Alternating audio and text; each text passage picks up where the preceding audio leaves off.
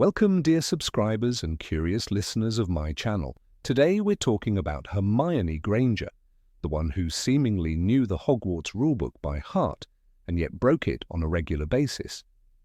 She's the top student, the voice of reason in the trio, which makes it all the more surprising every time this moral compass of Hogwarts acts like the rules don't apply to her at all. Hermione isn't a villain, but her sometimes questionable morals make you wonder how on earth did she never get expelled for everything she did. Let's walk through some of her most notorious rule violations. Enjoy watching. Number 1. Let Harry and Ron copy her homework. Let's start small. Hermione, the very image of honesty and diligence, consistently allowed Harry and Ron to copy her homework. More than that, she often just did it for them. This not only broke school rules, but completely undermined the purpose of learning. Teachers wanted to assess their knowledge, not Hermione's, but hey, who cares about rules when your friends need help? Number 2. Attacked Neville. One of the weirdest moments in Philosopher's Stone, Hermione casts a full bodybind curse on Neville when he tries to stop them from sneaking out at night. Yes, it was played for laughs, and no, he wasn't seriously hurt. But still, no, that was a magical attack on a fellow student. In most schools, that gets your parents called in. At Hogwarts, you get house points for bravery. Irony much? Number 3. Set Snape on fire.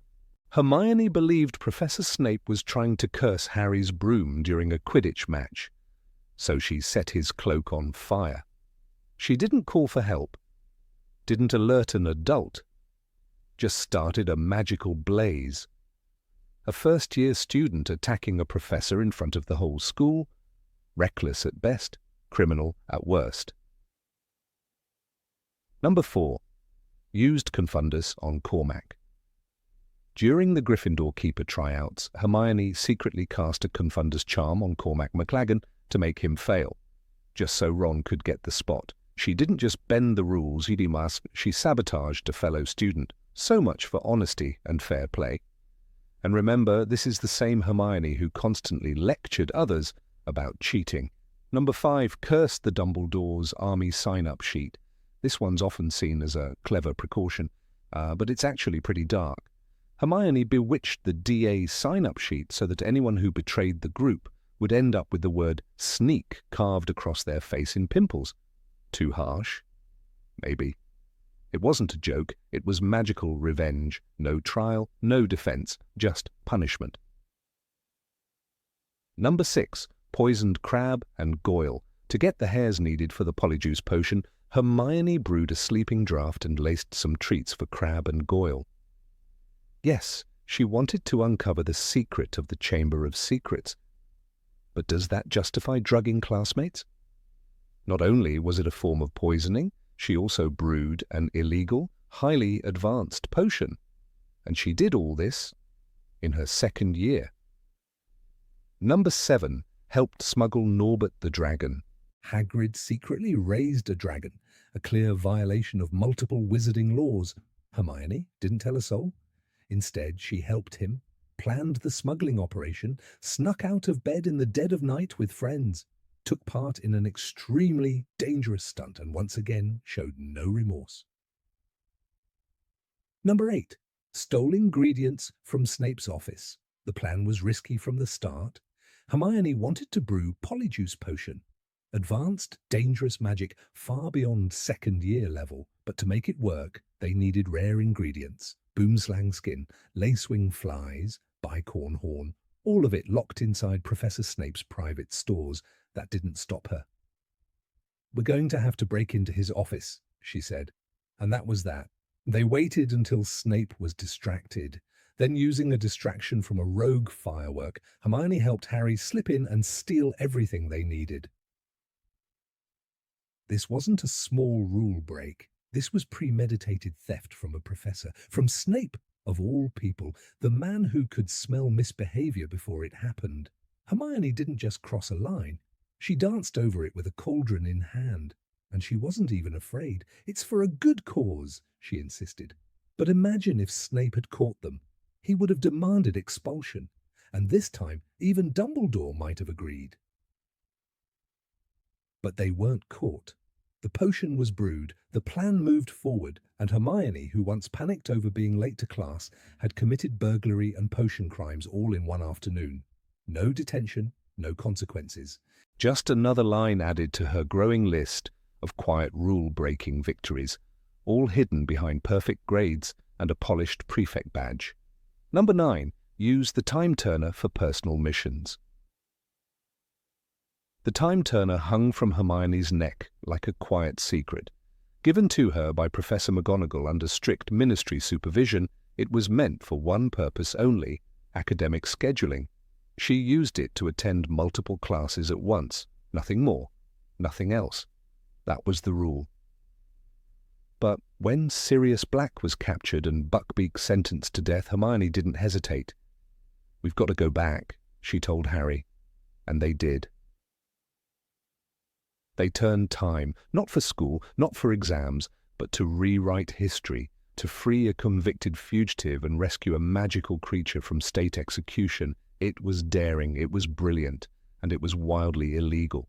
Time travel in the wizarding world is dangerous. The ministry regulates it tightly. One mistake, one misstep, and time fractures, lives unravel. The very fabric of magic can collapse. But Hermione didn't blink. "Does anyone else know about the time turner?" Dumbledore asked. "No," she replied. And just like that, she became the keeper of a secret that could destroy the world. During that one night, she manipulated events with precision. She distracted people, lured werewolves, freed prisoners, and not once did she ask permission, not from the ministry, not even from McGonagall. She broke the rules she had sworn to follow, the same rules that granted her the time turner in the first place. The girl who once feared detention now tampered with time itself. And she did it calmly, methodically, with the confidence of someone who believed the rules simply didn't apply anymore. No one punished her. No one even questioned her. Because the outcome felt right. Sirius escaped. Buckbeak flew free. But if the ministry had found out, the time turner would have been destroyed. Hermione might have been tried for magical misconduct, but she wasn't. Because when Hermione Granger breaks the rules, the world seems to forgive her. Even when she rewrites time, numbered as 10, organized an illegal Hogsmeade visit. Harry wasn't allowed to go to Hogsmeade in third year. His permission slip hadn't been signed. After the incident with Sirius Black, Professor McGonagall made it clear he was to stay in the castle. But that didn't stop him. And it didn't stop Hermione either. She knew about the Marauders' map. She knew about the secret passage behind the one-eyed witch. And she didn't report it. In fact, she went along with it. "Be careful, Harry," she whispered, right before he pulled the invisibility cloak over his head and slipped out. It wasn't just passive approval. Hermione actively supported the plan. She covered for him, distracted Filch, helped Ron act natural when teachers asked questions. Together they pulled off a quiet heist that broke school policy. If caught, Harry could have faced suspension, but Hermione, she could have been expelled. Assisting a student in sneaking off school grounds while the wizarding world feared a mass murderer. That was more than reckless. That was criminal negligence. Hermione always claimed she followed rules, yet in this moment, friendship came first. She watched Harry vanish through a stone passage and said nothing. No letter to Dumbledore, no warning to McGonagall, just silence. Loyalty outweighed logic. She had said before, "I'm going to bed before either of you come up with another clever idea to get us killed, or worse, expelled." But here she risked it all, for a butterbeer and a stroll through Honeydukes. And if anyone had found out, if Snape had spotted footprints in the snow or caught a flicker of cloak in the breeze, Hermione wouldn't have just lost house points. She'd have lost her place at Hogwarts, but she didn't care. Not that day. That day, she broke the rules with a smile and called it helping a friend. Number 11 imprisoned Rita Skeeter in a jar. Hermione Granger stood by the windowsill of the Hogwarts library, calmly holding a glass jar. Inside it, buzzing furiously, was a beetle. But not just any beetle. This was Rita Skeeter, the infamous journalist, the woman who had smeared Harry's name, twisted every quote, and made Hermione cry more than once. Hermione had discovered Rita's secret. She was an unregistered animagus, a beetle with a thirst for gossip, and instead of reporting her to the Ministry, Hermione did something else. She trapped her. She kept Rita in that jar for weeks, carried her around in her school bag, set her on the bedside table like a paperweight. And she didn't just silence Rita, she blackmailed her. "I'll let you out," Hermione said sweetly, "if you promise not to write a single word for a whole year." Rita agreed. She had no choice. It was either obedience or public exposure. Hermione never blinked, never hesitated. She played judge, jury, and jailer, and no professor ever found out. This wasn't a prank. It wasn't harmless.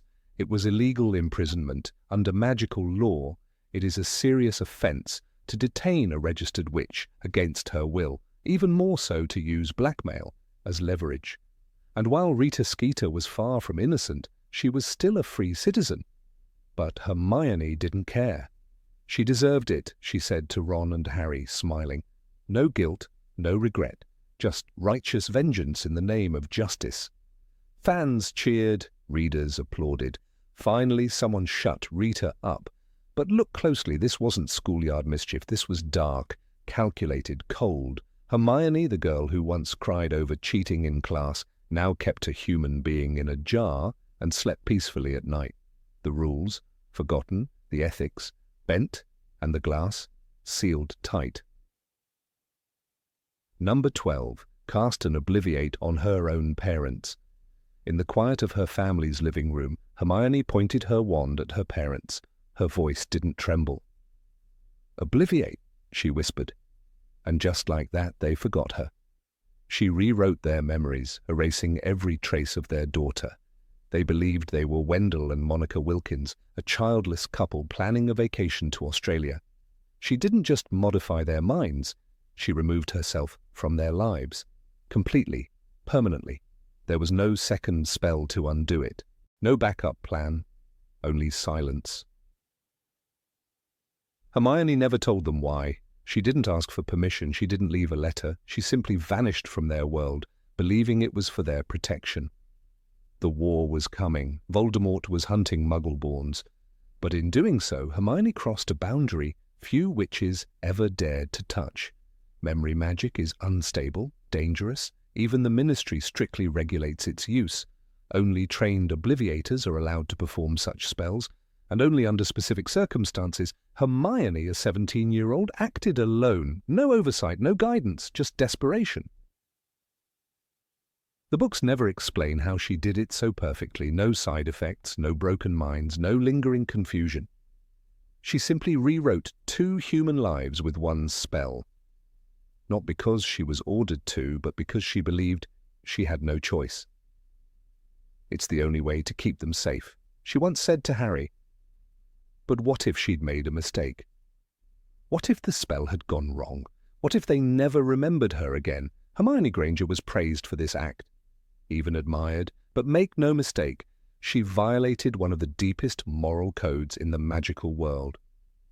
She tampered with human memory, with love, with identity, not in a duel, not in defense, but as a calculated move against fear. It wasn't bravery alone, it was sacrifice, and the kind that leaves a scar no magic can heal.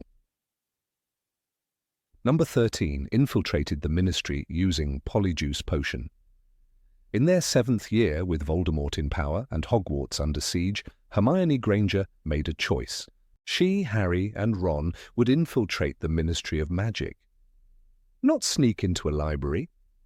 Not hide behind an invisibility cloak. No, they would brew Polyjuice Potion, impersonate 3 Ministry employees, and walk into the most dangerous place in the magical world. It was her plan, her spell work, her timing. She even stunned poor Mafalda Hopkirk just to steal her identity. In the elevator, pretending to be someone else, she clutched a folder and whispered, "Act normal," though her voice trembled. This wasn't a school prank, this was full-blown espionage. The ministry wasn't just a building, it was a fortress crawling with Death Eaters, magical security, and enchanted detectors. They could have died, or worse, been caught and tortured. Hermione had memorized every corridor, every spell they might need. She thought ahead, as always. But none of that changed the fact that she had violated laws meant to protect magical order, identity theft, use of restricted potions, breaking and entering. Just one of those crimes would land someone in Azkaban. But Hermione never hesitated. When they walked through the fireplace into the atrium, she didn't blink.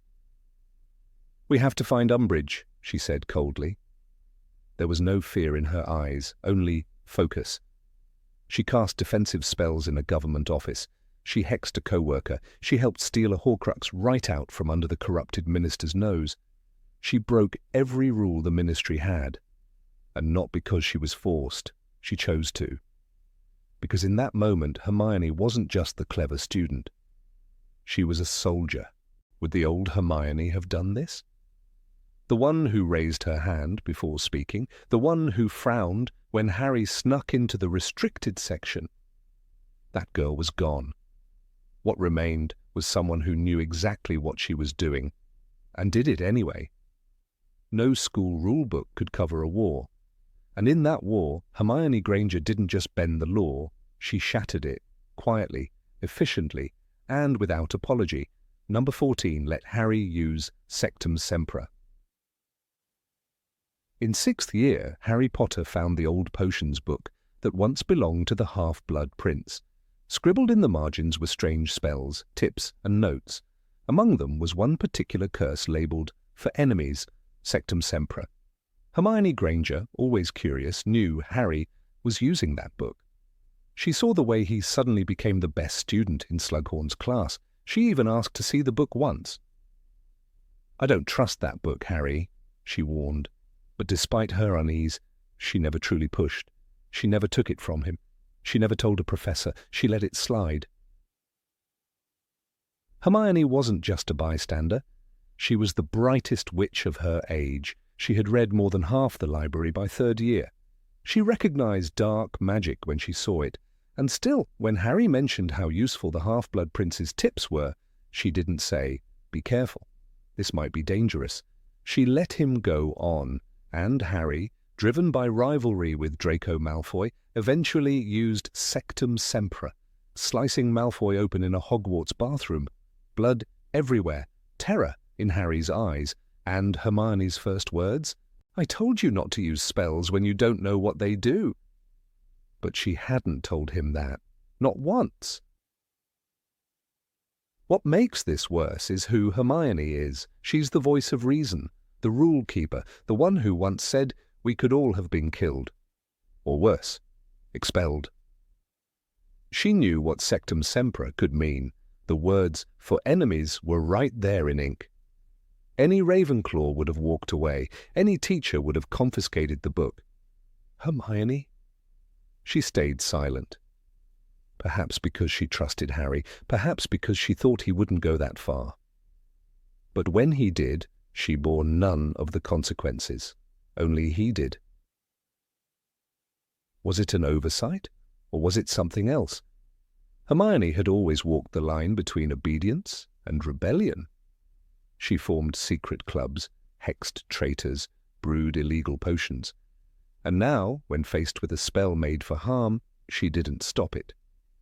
Maybe it wasn't just Harry being reckless.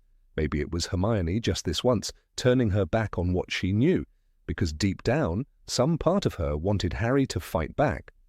Number 15 threatened the school prefect. In her 5th year at Hogwarts, Hermione Granger, known for her rule-abiding nature, perfect grades, and relentless respect for authority, made a decision that shattered the very image she had carefully upheld for years. This wasn't a quiet bending of the rules for a noble cause, as she had done in the past with the Time Turner or Polyjuice potion. This time she crossed a line not even Fred and George dared to fully breach. She wielded real, threatening magical force to keep others silent. and the target wasn't some faceless Slytherin or a nameless ministry official. No, the shadow of her threat loomed over none other than Percy Weasley, newly promoted prefect and proud enforcer of the new regime's order under Dolores Umbridge. During the height of the Ministry's grip on Hogwarts, the school had become a place of fear and silence. Dolores Umbridge, the newly appointed High Inquisitor, turned corridors into traps and classrooms into prisons of thought. Percy Weasley, always eager to impress authority, threw himself behind her with unwavering loyalty. To Percy, the struggle against Umbridge was the same as rebellion against the Ministry, a rebellion he had no patience for, not even from his own family. Hermione, however, saw Umbridge for what she truly was, a threat not only to Hogwarts but to magic itself. It was in that tension that the seeds of confrontation were planted. Hermione's decision to form Dumbledore's army was one of the boldest actions in the series, but what's often forgotten is the way she ensured loyalty within the group. Her method wasn't built solely on trust or unity. No, she invoked fear. The famous sneak jinx was no prank. It was an insidious magical trap woven into a piece of parchment signed by each member of the DA. Hermione had enchanted it so that, should anyone betray the group, the curse would mark them, visibly and humiliatingly. What began as a symbol of rebellion became, under Hermione's hand, a tool of intimidation. When Percy began to intensify his efforts to root out dissent, he wasn't merely being overzealous. He was executing ministry orders with precision and self-righteousness. He viewed students who opposed Umbridge not as misguided classmates, but as enemies of order. Percy saw himself as a protector of the system, but Hermione saw him as part of the machine that needed to be broken. And when she spoke about traitors to the DA, her words were not idle warnings. She meant business. She had crafted a magical punishment and was ready to use it without hesitation. In Order of the Phoenix, J.K. Rowling gives readers a glimpse of Hermione's dark determination. Hermione had secretly enchanted the parchment they had all signed, so that if anyone betrayed the group, they would be covered in horrible spots, spelling the word sneak across their face. When Marietta Edgecombe, Cho Chang's friend, reported the group's activities to Umbridge, the jinx took effect immediately. Her face erupted in painful boils, branding her for all to see. This wasn't a passive consequence, this was premeditated magical vengeance. Now imagine Percy Weasley, staunch rule follower, ministry loyalist, hovering around the edges of the DA's activities. Though never directly confronting the group, his presence was felt. Hermione knew Percy's nature. She understood that if Percy ever caught wind of the group's activities, he would not hesitate to report them. And that's when her threat became real. She didn't name Percy outright, but the subtext was clear. If anyone interfered or snitched, they would suffer the same fate as Marietta. And Percy, the ministry's golden boy, was not immune. This wasn't the first time Hermione had used cleverness to sidestep authority, but it was the first time she used magical violence as a deterrent. She had grown bolder, more cunning, and far more ruthless.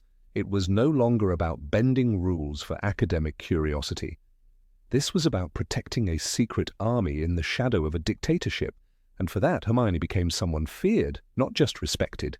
The prefect who once wagged her finger at Harry for breaking curfew was now casting hexes with surgical intent.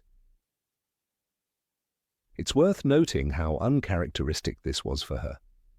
Hermione had always clung to structure. She corrected teachers when they were wrong, demanded fairness in grading, and had once wept after receiving less than perfect marks. She believed in the system, but the system had betrayed her. When Umbridge took power, Hermione's entire worldview was flipped upside down. In that chaos, she evolved into a different kind of leader, a pragmatic, morally ambiguous warrior, willing to use dark means to protect what she believed was right. To threaten violence, even implicitly, against someone like Percy, who, for all his arrogance, was still her friend's brother, was not an act taken lightly. Hermione understood the implications. She knew that the DA's survival hinged on fear as much as hope. She transformed the room of requirement into a sanctuary, but it was one guarded by unspoken terror. Percy, who continued his crusade for order, was well aware that students feared more than just detention. They feared retaliation from within. Some might argue that Percy was merely doing his duty, that he was a cog in a larger corrupt machine. But Hermione saw no room for nuance. The stakes were too high. The line between right and wrong blurred in her eyes. It became a war, and in war she believed that traitors deserved punishment. She had decided that loyalty was sacred, and betrayal was a crime worthy of magical branding. And that's what makes her actions so chilling. This wasn't impulsive anger, it was a calculated preemptive strike. Number 16 attacked a teacher based on assumptions. Hermione Granger had always been the voice of reason, the rule-following perfectionist who frowned at shortcuts and reprimanded Harry and Ron whenever they strayed from Hogwarts' strict code of conduct. But, in one pivotal moment during their first year, the very same Hermione, the same girl who once said, "I'm going to bed," before either of you come up with another clever idea to get us killed, or worse, expelled, abandoned her principles entirely. The irony is piercing. It wasn't Harry, it wasn't Ron, it was Hermione Granger, the brightest witch of her age, who committed one of the most serious breaches of magical conduct imaginable, attacking a teacher without proof, without authority, and without consequence. The scene unfolded during the first Quidditch match of the season, Gryffindor versus Slytherin. Tension was high, but not just because of house rivalry. Harry's broom was behaving erratically, jerking and twisting in ways that clearly signaled magical interference. Panic seized the stands. Something or someone was cursing the broom. Hermione, watching with growing horror, searched for a culprit. Her eyes landed on Severus Snape, sitting still, focused on Harry, muttering something under his breath. She didn't know what he was saying or why he was so intent on the match. She didn't ask, she didn't investigate, she decided. In that instant, Hermione made a choice. She did not run for a teacher, she did not report her suspicions. She took out her wand and made her way under the stands. Crawling on hands and knees, she snuck up behind Snape and ignited his robes. Flames burst into life on the back of his cloak. He leapt to his feet in shock. The distraction, however temporary, was enough to break the spell, or so it seemed, and Harry regained control of his broom. The danger passed. The game continued. Hermione was hailed as a hero, though unofficially. But few paused to ask what had actually occurred beneath the stands. This was not a mischievous prank. This was not sneaking into the restricted section. This was not wandering the corridors at night. This was a direct, magical attack on a Hogwarts professor, a master of the dark arts, a man with years of experience and recognized authority. It was reckless. It was dangerous. It could have gone terribly wrong, and most of all, it was based on nothing more than the gut feeling of a terrified 11-year-old. Hermione did not know that Snape was, in fact, trying to protect Harry. As revealed later by Professor Quirrell, Snape had been performing a counter-curse. "Snape was trying to save me?" Harry asked in disbelief. And yet it was true. Snape, the man they all distrusted, had been locking eyes with Harry not out of malevolence, but concentration. He had seen Quirrell cursing the broom and had responded immediately, attempting to shield the boy whose life he had sworn to protect. But Hermione, convinced by Harry and Ron's theory that Snape was evil, attacked without question. And that is where the true danger lies, not in the spell itself, but in the absence of doubt. If we imagine for a moment that the spell Hermione used had gone awry, if the fire had spread, if Snape had lost his footing and fallen, if his robes had caught and burned beyond control, we could be looking at a very different outcome. This wasn't a spell cast in a classroom with supervision, it was a stealth attack. Had any other student done the same, they might have faced expulsion or worse, but Hermione was spared There was no hearing, no discipline, no reprimand beyond the walls of Gryffindor's common room. The implications are staggering. The hypocrisy here is sharp. Had Draco Malfoy set Professor McGonagall's robes on fire during Transfiguration because he thought she was jinxing his broom, would he have walked away with a pat on the back? Would Dumbledore have let it slide? Of course not. The school has rules. The school has protections. Students, especially first years, are forbidden from using magic against teachers, no matter the circumstance. But in this case, a line was crossed, not by a Slytherin, not by a troublemaker, but by the very student most likely to remind others that there's a reason we're not supposed to be in the third-floor corridor. What makes this moment all the more unsettling is the lack of reflection from Hermione herself. Throughout the rest of the year, she shows little remorse for having endangered her relationship with a professor or for having misjudged the situation so severely. There is no scene in which she quietly apologizes to Snape, no inner monologue where she admits her mistake. It is glossed over as though it never happened. The narrative itself seems to excuse her, allowing the readers to focus instead on the trio's success in helping Harry, but in doing so, the story sends a troubling message that loyalty to friends justifies any action, even if that action involves setting a teacher on fire. The underlying moral question here cannot be ignored. Is it acceptable to break the rules and even commit magical violence if you believe you're doing the right thing? For Hermione, the answer was yes. She believed she was saving Harry's life. And perhaps she was. But belief does not equal truth. Her certainty was not grounded in evidence. It was based on trust in her friends, emotional fear, and the biases she had already formed against Snape. And that kind of certainty, as history has shown time and again, is the seed of dangerous choices.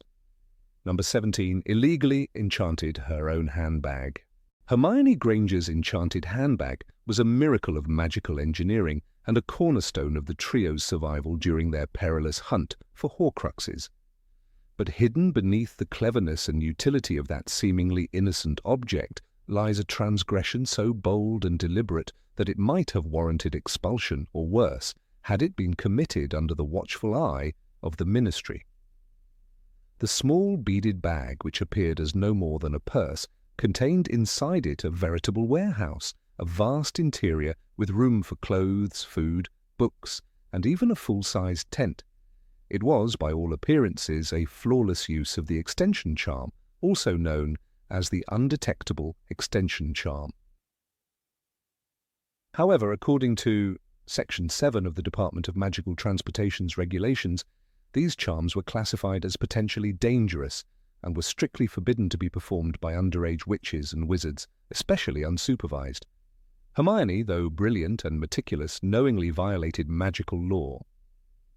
What made this breach so egregious was the context. In Harry Potter and the Deathly Hallows, Hermione performed the charm herself, and did so in secrecy.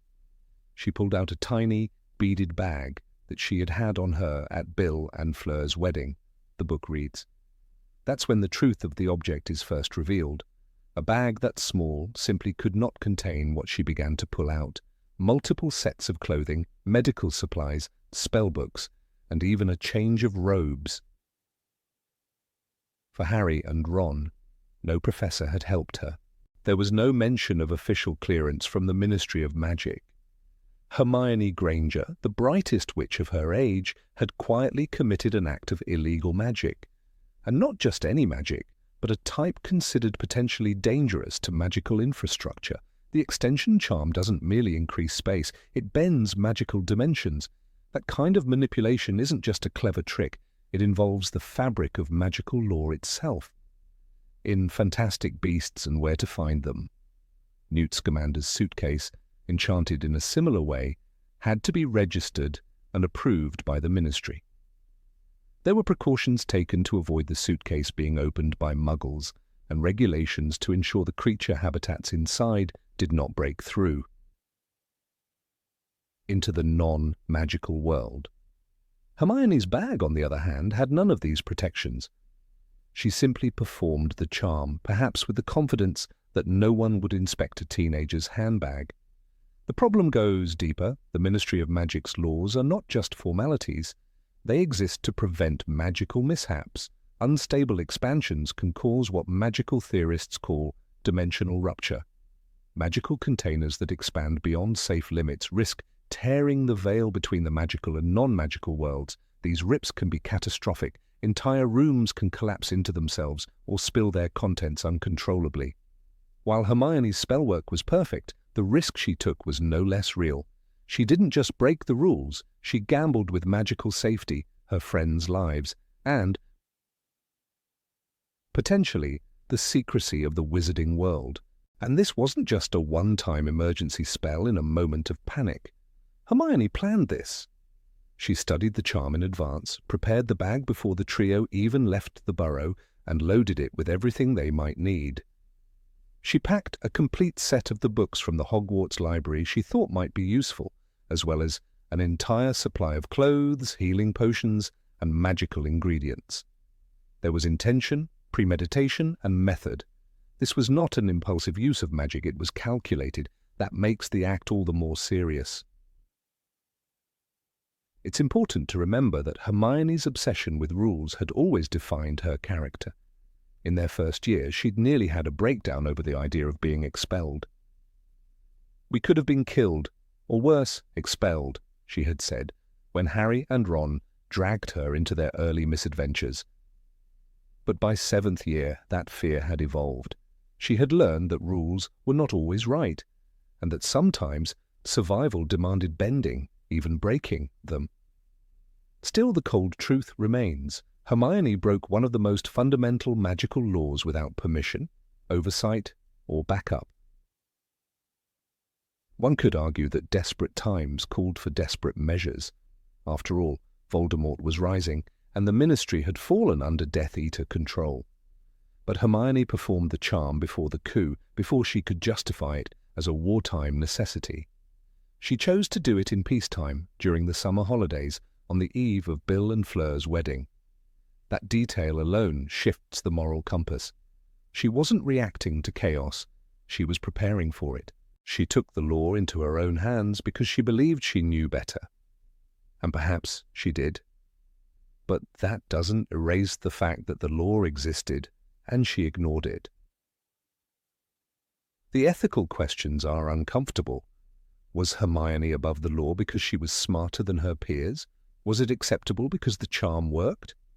The wizarding world is full of brilliant minds, but the rules are there for a reason. If every teenage witch who excelled at charms class began expanding objects with no supervision, the magical world would be teetering on the brink of collapse. Hermione's act, while effective and even heroic, set a precedent that could have been dangerous in less capable hands. There's also the question of the bag's exposure. They took it everywhere, in forests, near rivers, in towns. What if a muggle had found it and seen Hermione pull a 2-bedroom tent from a purse the size of a coin pouch? The statute of secrecy was hanging by a thread, and even the slightest mistake could have triggered an investigation or a full-blown magical breach. That's not theoretical paranoia. The Ministry had entire departments dedicated to obliviation because muggles stumbling upon magical artifacts was a real and persistent problem. Number 18 secretly kept a potentially dangerous pet. On the surface, Hermione Granger was the epitome of order. She memorized every rule in the Hogwarts handbook before the train even arrived at the school. She chastised Harry and Ron countless times for sneaking out after curfew, cutting class, or even thinking about bending the rules for personal gain. And yet there was one moment, a carefully veiled incident from her 4th year, where her own principles were put to the test. In the quiet corners of Gryffindor Tower, amid the rustle of textbooks and potion fumes, Hermione herself broke one of the most serious rules of magical education. She secretly harbored a magical creature of unknown origin. And not just any creature. What lived in her dormitory wasn't simply a cat with a bad temper, but something, perhaps someone, far more dangerous. Crookshanks had always been a point of contention. First introduced in The Prisoner of Azkaban, the ginger half-Kneazle had a knack for chasing Scabbers, Ron's rat. That alone set off a series of conflicts that nearly split the trio apart. But by the fourth year, Crookshanks faded into the background, always present, but rarely addressed. It's during this subtle lull in attention that something strange occurred. His behavior, once erratic and animalistic, began to change. Observers close to Hermione, namely Parvati Patil and Lavender Brown, reportedly whispered among themselves that Crookshanks had become unnervingly intelligent. He responded to commands not voiced aloud. He appeared in the common room when he hadn't been seen for hours. His eyes, once wide and feline, began to track people with unsettling precision. There is no direct line in the Goblet of Fire admitting Hermione had violated the magical creature containment protocols, but the signs were unmistakable. Hagrid, who taught care of magical creatures, had been working with increasingly volatile animals that year, from blast-ended scroots to unicorn foals. Students were given assignments involving the feeding, monitoring, and documentation of these creatures' behaviors. Yet nowhere in the curriculum was there allowance for students to remove magical beasts from the grounds and keep them in their personal quarters. And yet Crookshanks, whose nasal heritage made him already half magical and known for his uncanny instincts, remained caged in the girls' dormitory, often for days at a time without once being seen outside. There is one moment in the text where this becomes glaring. After the Yule Ball, when Hermione returns late, dishevelled, and clearly emotionally shaken, she retreats directly to her dormitory. The narration in Goblet of Fire states that Hermione didn't come down to breakfast the next morning. When she finally did appear, she had dark circles under her eyes and said nothing to anyone. What was happening behind those closed doors? Lavender claimed, offhandedly, that she'd heard a thump and a growl late at night. Seamus Finnegan made a joke about Granger's beast guarding her like a Hungarian horntail. These weren't just idle observations. They were, in hindsight, signs of something growing beyond a school pet. And then there's the theory. Among certain fan circles, the suggestion that Crookshanks was never just a Kneazle-cat hybrid has been entertained for years. But one particularly unsettling version posits that by fourth year, Crookshanks had become something else, something or someone entirely new. According to this theory, Victor Crumb, the famed Durmstrang champion, had been hiding a secret of his own. He was an unregistered animagus, one who'd mastered the transformation into a half-Kneazle form, able to pass unnoticed in the magical world. And the reason for this secret? To get closer to Hermione without raising the suspicions of jealous classmates, reporters, or the vigilant eyes of Dumbledore. In this narrative, Crookshanks was no longer a mere companion. He was a co-conspirator, a protector, a watcher, and Hermione, whether knowingly or not, harboured him in defiance of every rule she had once held sacred. Because if Victor Crumb was indeed a sentient animagus, kept in dormitories, hidden from staff and students alike, Hermione had violated far more than school protocol. She had committed an ethical breach that called into question her devotion to truth, fairness, and magical law.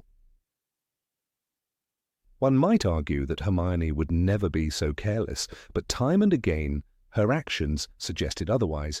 She created SPEW without the consent or participation of house elves, believing her judgment superior to theirs. She blackmailed Rita Skeeter using knowledge of the journalist's illegal animagus form. She brewed Polyjuice Potion in second year, an illegal and dangerous act, in a lavatory. Rule-breaking for Hermione wasn't about principle. It was about cause. If the end justified the means, she did what needed to be done. So if, in the shadows of Gryffindor Tower, Hermione believed she was protecting Victor or aiding him, would she have done it? All evidence suggests yes. She had the skill to mask a magical creature from detection using disillusionment charms, soundproofing enchantments, and detection wards. In Goblet of Fire, there is an offhand comment during the second task that seems strangely placed. When the champions are told they must rescue someone they'll sorely miss, Hermione is chosen as the hostage for Crumb. Yet their relationship, while public, hadn't been particularly deep at that point. Was there more between them than met the eye? Some readers point to this passage. Crumb was watching Hermione from across the table. She didn't seem to notice. This repeated line occurs multiple times in the novel, long before their first public interaction. Was it Crumb watching her, or Crookshanks? The subtle double meaning can't be ignored. Rowling is known for planting early seeds of hidden truths, and this may have been one of them. Crookshanks, as it turns out, had access to every part of the castle. He appeared in the library. He trailed Draco Malfoy. He even roamed near the Forbidden Forest. If Crumb needed an alibi or a disguise, what better choice than the trusted pet of the cleverest girl in school? And what of the moral implications? The law in the magical world, especially concerning animagi, is strict for a reason. Unregistered transformations allow spies, criminals, and dark wizards to evade detection. If Crumb was practicing this art and Hermione aided him, wittingly or not, then she was complicit in a crime.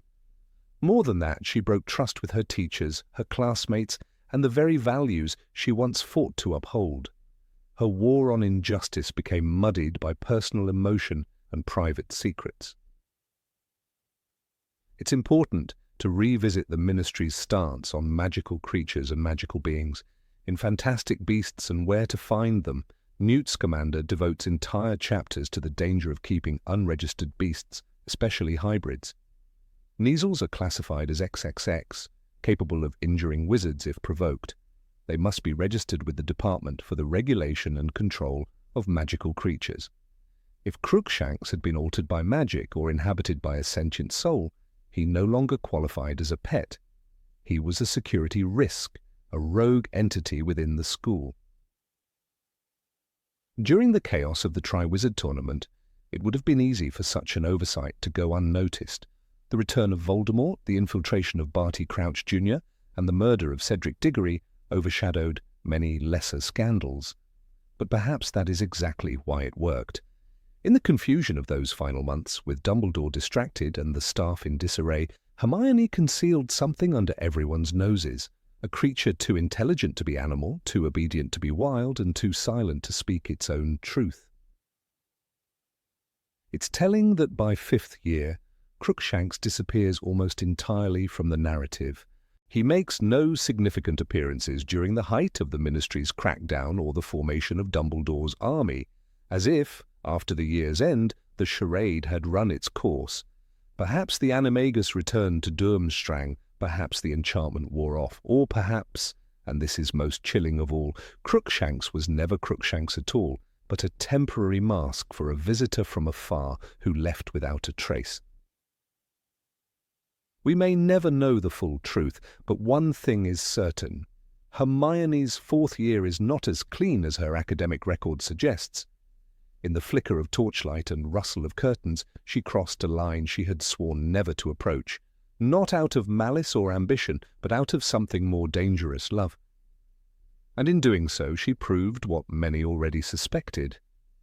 Even the brightest witch of her age could, when pushed, rewrite the rules. Number 19 threatened a teacher with magic, and it wasn't Snape. In her fifth year at Hogwarts, Hermione Granger crossed a line she had never dared to approach before. The girl known for citing Hogwarts a history and correcting others for not following school rules made a deliberate choice to deceive, endanger, and even manipulate. Her target was not the usual suspect like Draco Malfoy or even Professor Snape, who had long been a thorn in her side. This time, her fury turned toward a new enemy, Professor Dolores Jane Umbridge, the newly appointed Defense Against the Dark Arts teacher and High Inquisitor of Hogwarts. Umbridge, a symbol of tyranny in pastel pink, pushed every student to the brink, but only Hermione had the cunning and the will to push back in a way that would scar Umbridge forever. The moment was born, not out of impulse, but out of careful planning. Hermione wasn't just angry, she was methodical. She watched as Umbridge terrorized students, banned clubs, tortured Harry with a blood quill, and fired Trelawney without cause. But above all, Hermione saw how the professor worked to suppress the truth about Voldemort's return. Every lie Umbridge printed, every class she ruined, every student she punished, built a pressure inside Hermione that finally reached a breaking point. She did not scream. She did not argue in the open. Instead, she chose something darker. She baited Umbridge with the one thing she could never resist: information. Hermione's trap was brilliant in its simplicity. She staged a conversation within earshot of Umbridge, dropping just enough clues to suggest that Harry had been hiding a secret weapon in the Forbidden Forest. Knowing Umbridge's hunger for power and her paranoia about Dumbledore's influence, Hermione knew exactly what would happen next. "Tell me where it is," Umbridge demanded, and Hermione led her straight into the trees, where the rules of Hogwarts no longer applied, and where the creatures within did not bow to wands or titles. The moment they crossed into the shadows of the Forbidden Forest, Hermione's demeanor changed. Her usual cautiousness gave way to cold precision. She slowed her steps just enough to keep Umbridge close behind, careful not to reveal too much too quickly. She knew this forest. She remembered Aragog, the centaurs, the deep and ancient magic that pulsed in the roots and leaves. She wasn't frightened. She was in control. "It's this way," she whispered to the woman who had made her school a prison. And with each step, she was delivering Umbridge to her own kind of justice. Hermione could not predict exactly what the centaurs would do, but that's precisely where the danger lies. She did not walk into the forest with ignorance. She understood their pride, their disdain for wizards, their violent reaction to authority. In Order of the Phoenix, Firenze, the centaur teaching divination, warned her and the others of his kin's fury. She had learned enough to know that bringing Umbridge, a ministry official who openly disrespected magical creatures, into their territory was like tossing fire on dry brush. She may not have struck the match, but she carried the torch. When the centaurs emerged from the trees, there was no scream from Hermione, no attempt to shield the professor. Umbridge tried to assert control, barking ministry authority, but the forest did not recognize her power. The centaurs were not amused by her threats or titles.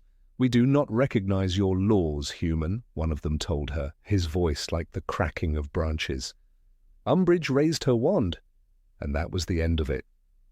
She was seized and carried away, thrashing and shrieking into the darkness. Hermione stood back and watched. There was no panic on her face, no protest. And that silence is perhaps the most chilling part of all. She didn't scream for them to stop. She didn't beg for Umbridge to be spared. She simply turned away and walked back with Harry, shaken not by guilt, but by the intensity of what she had just done. For the first time, she had weaponized knowledge and fear instead of spells, and it worked. Hermione's act wasn't just a clever ruse or a spontaneous escape. It was a premeditated use of someone else's power to eliminate a threat. This wasn't a prank, it wasn't mischief, it was closer to a political assassination, carried out in the only way a 15-year-old girl at a magical boarding school could achieve. By luring Umbridge into a place where magic itself couldn't save her, Hermione ensured that the professor faced something no ministry badge could protect her from: primal justice. The hypocrisy is impossible to ignore. Hermione had always been the voice of reason, the reminder that "we'll get expelled" was not an idle threat. Yet here she stood, having just lured a teacher to her doom. What changed? The answer is Umbridge herself. More than any dark wizard, more than any schoolyard bully, Umbridge represented everything Hermione hated: ignorance, cruelty, bigotry, and the abuse of authority. In her pink cardigan and kitten-covered office, Umbridge waged a quiet war on the truth, and that made her the most dangerous figure at Hogwarts. This wasn't a duel in a hallway or a shouted insult in class. It was a betrayal wrapped in false innocence. Hermione pretended to comply, pretended to be afraid, pretended to reveal a secret, all to trap a woman she believed was beyond redemption. And perhaps she was right. Umbridge did torture students. She did threaten Dumbledore's leadership. But the question remains, does that justify what Hermione did? Was it bravery or vengeance, justice or cruelty? The books don't give us an easy answer. Even Dumbledore, the moral compass of the story, never directly addresses what happened to Umbridge. She returns broken and traumatized, and no one presses Hermione about it. There is no detentions, no investigation, no punishment. The silence is deafening. It's as if the entire school agreed this was deserved. But silence is not the same as approval.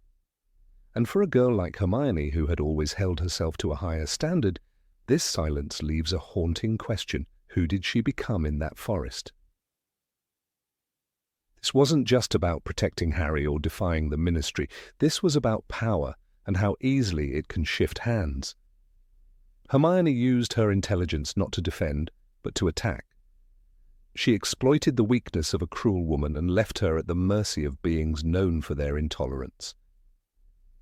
She had it coming, might be the verdict, from readers and characters alike, but that doesn't absolve Hermione of the manipulation that led to it. In some ways, this moment reveals a darker side of Hermione that is rarely discussed. She is not just a rule follower, she is a strategist, a planner, someone capable of morally grey decisions when pushed. When she loves, she protects fiercely. When she hates, she destroys without lifting a wand. It's easy to overlook this moment because it is so wrapped in catharsis. Finally, Umbridge is punished, but the means matter, and the means in this case were terrifyingly cold. The moment also exposes the line between rebellion and retribution. The Order of the Phoenix is full of scenes where students fight back, where teachers and traditions are challenged.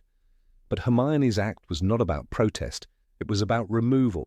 She didn't want to argue with Umbridge anymore, she wanted her gone, and in doing so she allowed the forest to deliver a sentence she couldn't, or wouldn't, cast herself.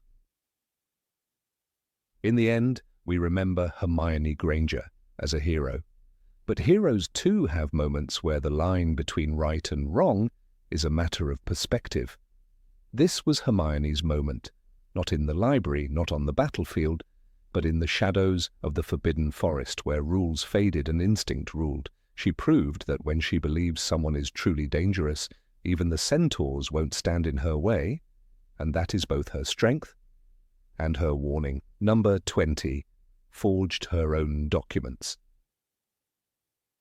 Hermione Granger had always been the embodiment of order, discipline, and an almost reverent respect for rules. From the very first time she boarded the Hogwarts Express, her world had been one of structure and boundaries. "I'm hoping to do some good in the world," she once said with quiet conviction. She was the girl who nearly fainted when Harry used a spell outside class. She was the same student who panicked when she was even nearly late to a lesson. But when the world tilted into chaos, Hermione did something that would have made any strict Hogwarts professor pause in disbelief.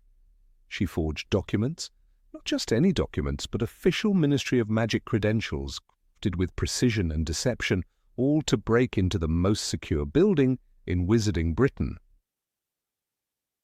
It is a moment buried deep in Harry Potter and the Deathly Hallows, camouflaged by the urgency of the mission and the looming threat of Voldemort's regime. The trio had abandoned school. The war had consumed the wizarding world. Yet the decision to impersonate ministry officials didn't come from Harry or Ron, it came from Hermione. The same Hermione who once turned in a fellow student for cheating during a test, now calmly sat down to falsify identities and create forged documents. It wasn't an impulsive act, it was premeditated, careful, and executed with startling expertise. To infiltrate the ministry, they needed more than just polyjuice potion. They needed to become those people, down to the last detail. Names, identification cards, floor assignments, and clearances. Every part of the plan hinged on authenticity. Hermione took the lead. She brewed the potion. She selected the targets, but most importantly, she forged the documentation that would allow them to walk straight through the doors of the most dangerous place in Britain for 3 wanted fugitives. Their targets were Mafalda Hopkirk, Reginald Cattermole, and Albert Runcorn. Mafalda in particular became Hermione's mask. With a strand of the real Mafalda's hair and a flask of Polyjuice potion, Hermione stepped into a new skin. But the transformation wasn't complete without the paperwork. "We'll need something to show we belong there," she told the others, her voice determined.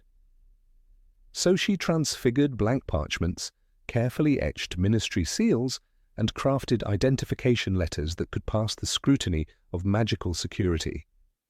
She didn't hesitate. The implications of her actions are staggering. In any other context, this would have been a serious crime. Forging ministry documents was grounds for imprisonment in Azkaban. It was an offense that went beyond student mischief or breaking school curfew. It was the kind of crime that dark wizards were accused of, the kind that set off investigations and led to years behind bars. But Hermione didn't flinch. Her moral compass, once unwavering, had adjusted to the gravity of war. It was more than just a moment of rebellion. It was a declaration that the rules she once lived by no longer applied. The Hermione who forged those papers was no longer the nervous first year afraid of losing house points. She was a soldier in a war, and this was her battlefield. Every line she wrote, every stamp she mimicked, was a quiet act of resistance against a regime that had turned the legal system into a weapon. Yet what makes this moment so compelling is the fact that it came from her. Hermione, the Muggle-born girl who had once looked up to the wizarding world with awe, now undermined its institutions with her own hands. She didn't just break the rules, she redefined them. She used knowledge not for academic achievement, but for subterfuge. She weaponized intelligence. It was a radical departure from the girl who raised her hand in every class, and yet it was also the most Hermione thing she could have done. Even under the influence of Polyjuice potion, Hermione's anxiety flickered through. Inside the ministry, while disguised as Mafalda Hopkirk, she panicked over simple conversations, struggled with names, and trembled at the possibility of being found out. But the documents held up. No alarms were raised. No one questioned her right to be there. That forged identity became her shield. It was her mind, her hands, her willingness to cross the line that made the entire operation possible. There is an important distinction here. She didn't forge those papers for personal gain. She wasn't trying to cheat a test or escape detention. She did it to fight a system that had declared people like her, Muggle-borns, to be unworthy of magic. The ministry, now under the influence of Death Eaters, had institutionalized hatred. It had redefined laws to serve Voldemort's ideology, and in doing so it had lost its legitimacy in her eyes. Hermione wasn't just breaking the law, she was rejecting a corrupted version of justice. This wasn't a child's prank, this was espionage. It was calculated, dangerous, and irreversible. The trio's break-in led them to the courtroom where Umbridge, now a twisted caricature of legal authority, presided over trials against innocent Muggle-borns. Hermione, hidden in the body of Mafalda, watched as people were humiliated and sentenced for the crime of their birth. "You are not a witch," Umbridge hissed at one frightened woman. It was there, in that room of horror, that Hermione's crime became righteousness. The forged documents were not just tools. They were symbols. They allowed Hermione to walk into a place where her real self would have been hunted, captured, or killed. They gave her power in a system designed to disempower her, but they also represented the loss of innocence. This was not the same girl who begged Harry to follow rules in their first year. That Hermione was gone. What remained was someone who understood that sometimes, to do what's right, you must first break what is wrong. It is tempting to overlook this moment because of the scale of the war. After all, they were hunted, desperate, and alone, but that's precisely why this moment matters. In the midst of fear and chaos, Hermione made a decision that went against everything she had been taught, and she made it without hesitation. It wasn't an accident, it was a deliberate act of rebellion carried out with brilliance and precision. This wasn't the only time Hermione bent the rules, of course. She had once used a time-turner to attend multiple classes, kept secrets from professors, and helped form Dumbledore's army. But this was different. Forging official credentials, sneaking into the Ministry, and stealing Horcruxes. These were crimes that, had they failed, would have landed them in Azkaban for life. And Hermione didn't just go along with it, she led it.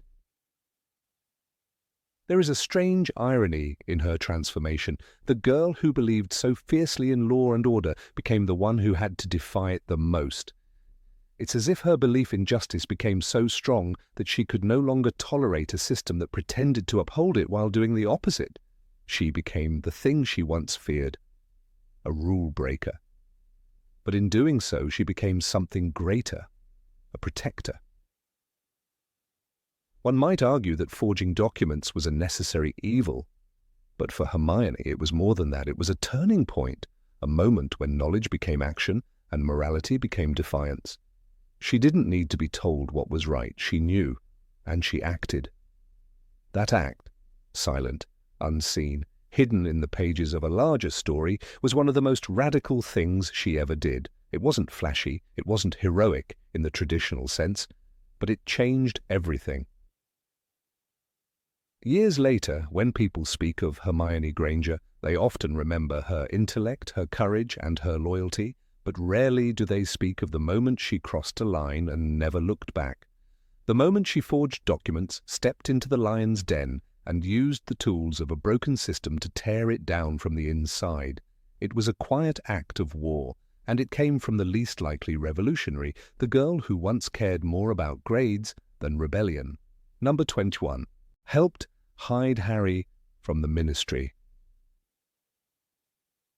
In the twilight weeks before Harry Potter's 17th birthday, as the wizarding world slipped deeper into chaos, a girl who once flinched at the crack of a prefect's reprimand made a choice that tore through the very fabric of the rules she once revered. Hermione Granger, known for her impeccable loyalty to school regulations and an almost reverent respect for the authority of Hogwarts, crossed a line so absolute that it would have stunned even Professor McGonagall. Not only did she assist Harry in defying the Ministry of Magic, she knowingly participated in hiding him from its reach, becoming, in every sense, an accomplice in what the government would label an act of sedition. This wasn't the reckless impulse of a desperate moment. It was premeditated. Hermione had prepared for this. She didn't just close her eyes and let Harry vanish into the shadows. She walked beside him, carrying an enchanted beaded handbag packed with essentials, including a tent for months of life on the run. But before the journey through forests and glens began, before the Horcruxes and close calls, there was Grimmauld Place. Number 12. The hidden, decaying ancestral home of the Black family became Harry's first sanctuary after he escaped from Privet Drive. And Hermione, who knew the risk of harbouring a fugitive, never hesitated to help him disappear from the Ministry's grasp. At that time, the Ministry had labelled Harry as Undesirable Number 1, a title that came with more than public scorn. There were bounties, posters, radio warnings, owls intercepted. And yet Hermione showed no sign of fear. Just a few years earlier, in the Philosopher's Stone, she had been petrified at the thought of sneaking past curfew, terrified that breaking a school rule could result in expulsion or, worse, losing Gryffindor house points. We could all have been killed, or worse, expelled, she had said, with trembling urgency. But that girl, the one ruled by structure and discipline, was gone by the summer of 1997. Hermione didn't just hide Harry, she actively worked to keep him hidden. She deployed protective enchantments around Grimmauld Place, likely reinforcing the existing Fidelius charm that had once concealed the house. She cast Muffliato and Hominum Revelio spells. She knew the Ministry, newly fallen under the hand of Voldemort, was watching everything. They were tracing magical signatures, infiltrating homes, monitoring travel. Still, Hermione made sure Harry could vanish without a trace. The same Ministry that had once educated her, sorted her, and welcomed her, now hunted her best friend. and she stood firmly on the other side of the line. One cannot overlook the irony. The girl who used to raise her hand before speaking in class was now aligning herself, consciously and deliberately, with what could only be called an underground resistance. She didn't plead with Harry to turn himself in. She didn't urge caution. She didn't run to McGonagall for help, though the professor had always been a fierce protector of her students. No, Hermione abandoned the safety of adult intervention and threw herself into the chaos. The very essence of her rebellion was that it was quiet, careful, and calculated, not born of rage or panic, but of love and moral clarity. Even Professor McGonagall, who had once trusted Hermione enough to give her a time-turner to attend extra classes, was nowhere to be found in this transformation. Would she have approved the same McGonagall who risked her life in the final battle, who defied Umbridge and protected her students with lion-hearted loyalty? Perhaps she would have understood. But that does not erase the fact that Hermione acted without her consent or guidance. McGonagall had once caught the trio wandering the halls and taken points from Gryffindor with a heavy heart.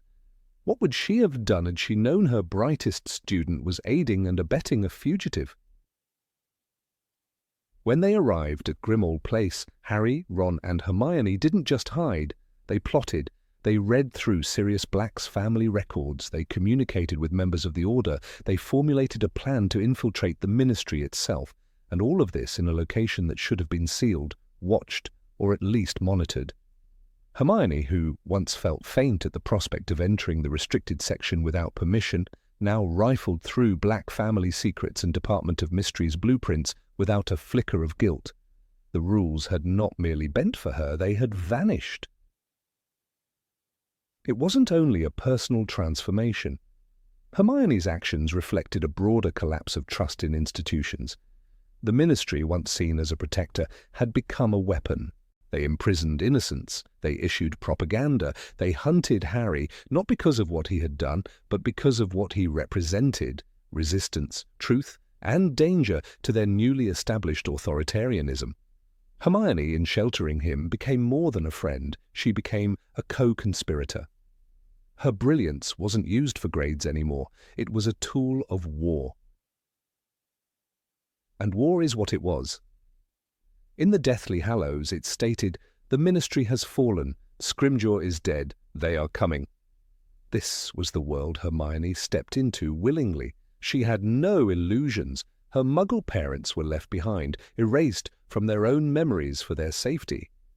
Her old life was discarded like a school uniform outgrown. She wasn't playing pretend. Hermione was preparing for an uprising. Grimmauld Place was not just a safe house, it was a headquarters for a revolution. It would be naive to believe this decision was easy. Hermione loved rules because they made sense. They offered structure in a world she had only recently discovered. They were the bridge between her Muggle upbringing and the strange, wondrous magic she learned to command. But when the rules became corrupted, when those in charge used them to spread fear rather than justice, Hermione made the excruciating choice to break them.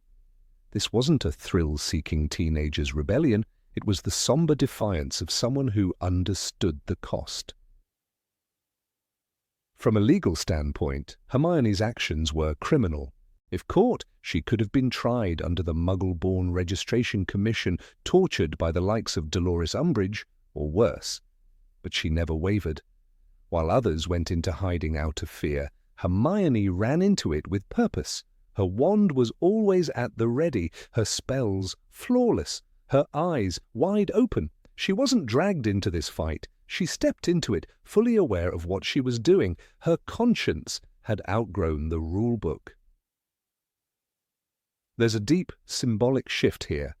In the Order of the Phoenix, Hermione still tried to reason with authority. She reported Umbridge's cruelty to McGonagall. She believed that justice would come through proper channels. But by the Deathly Hallows, she no longer held that faith. She had witnessed too much. The wrongful imprisonment of Hagrid, the expulsion of Dumbledore, the framing of Harry, and finally, the rise of Voldemort's shadow over the Ministry. She understood now.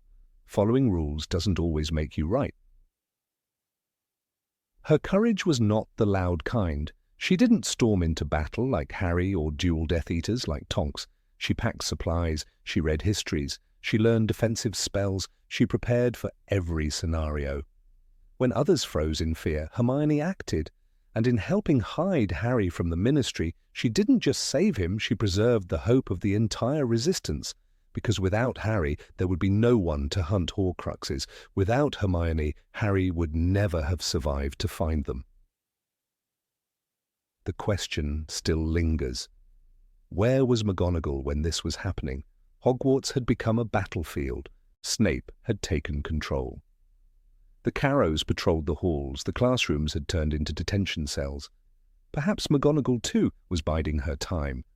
Or perhaps she knew somewhere deep down that Hermione had chosen her path, and no guidance could steer her now. The student had outgrown the mentor, not in knowledge, but in decision. Hermione wasn't waiting for permission anymore.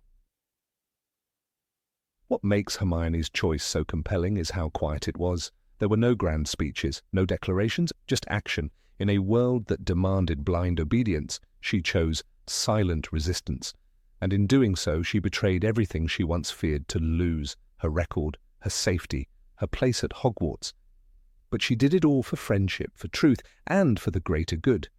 Not the kind of greater good invoked by dark wizards, but the kind that saves lives quietly, one decision at a time. Hermione Granger, the girl who used to quake under the possibility of detention, became something far greater than a rule follower. She became a guardian of what those rules were meant to protect. And though history may not record her as a leader of rebellion, her actions within the walls of Grimmauld Place tell a different story. One of loyalty, conviction, and a courage that began not in the battlefield, but in the decision to break the rules when they no longer served what was right. Number 22. Used forbidden books without permission. It wasn't always dark magic that lured young witches and wizards into breaking the rules at Hogwarts. Sometimes it was something more dangerous. Curiosity wrapped in cleverness, draped in good intentions. Hermione Granger, the brightest witch of her age, carried with her a reputation for rule-following and discipline, but beneath her perfect grades and raised hand hid a much bolder spirit. Her relationship with school rules was never about obedience. It was about utility. If a rule stood in the way of truth or protection, she was willing to sidestep it with shocking ease. And nowhere was this more evident than in her casual handling of books deemed too dangerous for most students to even touch. In their second year, the trio was faced with one of the most mysterious threats Hogwarts had seen in decades, a monster haunting the castle's halls, petrifying students one by one. It was in that thick atmosphere of fear that Hermione made her first great transgression. She needed information on Polyjuice Potion, a complex and restricted transformation brew that required not only rare ingredients, but also forbidden knowledge. In the Chamber of Secrets, she whispered to Harry and Ron, "We'll need to sneak into the restricted section. I've already got a note from Lockhart. All I need is for Madame Pince to sign it." She forged the path forward with terrifying ease, as if rules were merely suggestions when danger was involved. That moment wasn't just a clever student sidestepping a rule. It was a declaration. Hermione, who once scolded others for wandering the corridors after hours, had crossed into the restricted section of the Hogwarts library, a place filled with books that screamed when opened, texts that had been banned for containing knowledge too dark or too advanced for most minds. These weren't books a young girl should have access to, yet Hermione found a way in. And it wasn't the last time she did. Years later, in The Half-Blood Prince, her disregard for rules sharpened. By then she had matured into someone who wielded knowledge like a weapon. When Harry found the annotated potions textbook that once belonged to the so-called Half-Blood Prince, Hermione was appalled by his use of its marginal notes, until she realized that she had been doing something equally dangerous all along. In her relentless pursuit of understanding Horcruxes, dark, magical objects that anchored fragments of the soul, she dug into books that Dumbledore himself had hidden away. She pored over Secrets of the Darkest Art, a book so vile it had been locked in the headmaster's office, out of reach even from the restricted section. But somehow she found it and read it cover to cover. The book didn't land in her lap by accident. Hermione had a long-standing habit of obtaining materials no student should ever access. It was never clear whether Madame Pince willingly allowed her these texts or whether Hermione found her own ways to bypass the rules. What is clear is that she always had the answers, too quickly, too specifically. When discussing Horcruxes in the Deathly Hallows, she said, "There was a book in Dumbledore's office. The information was in there." She never said how she got to it. She never needed to. By then, everyone knew Hermione could get her hands on anything. And this wasn't just a matter of academic excellence. The books Hermione chose to read were filled with enchantments, spells and potions that could, in the wrong hands, destroy minds, bodies, and even souls. These were not the kinds of texts that taught levitation or basic charms. They taught how to alter the human form, how to obscure identity, how to create untraceable poisons. One such example was Moster Potente Potions, a notorious volume known for detailing dark brews like Amatentia, Polyjuice, and Veritaserum. It was this very book she used in her second year, and she used it without hesitation. This book was not meant for second-year students. Yet there she was, decoding its recipes and executing one of the most dangerous transformations in magical history. Polyjuice Potion required boomslang skin and bicorn horn, both of which were secured through theft, another crime on Hermione's growing list. But more alarming was her calm execution. She brewed the potion in a bathroom unsupervised without any adult knowing what she was doing. Had anything gone wrong? And it nearly did when she transformed into a half-cat due to using Millicent Bulstrode's cat hair by mistake. The consequences would have been catastrophic. Hermione's comfort with forbidden texts didn't stop there. She was often the one to suggest looking into dangerous material. During their hunt for Horcruxes, she summoned books on soul magic, even though this kind of reading was associated with the darkest of wizards. She justified it as necessity, but there was an unsettling ease in her tone when she spoke of magical mutilation.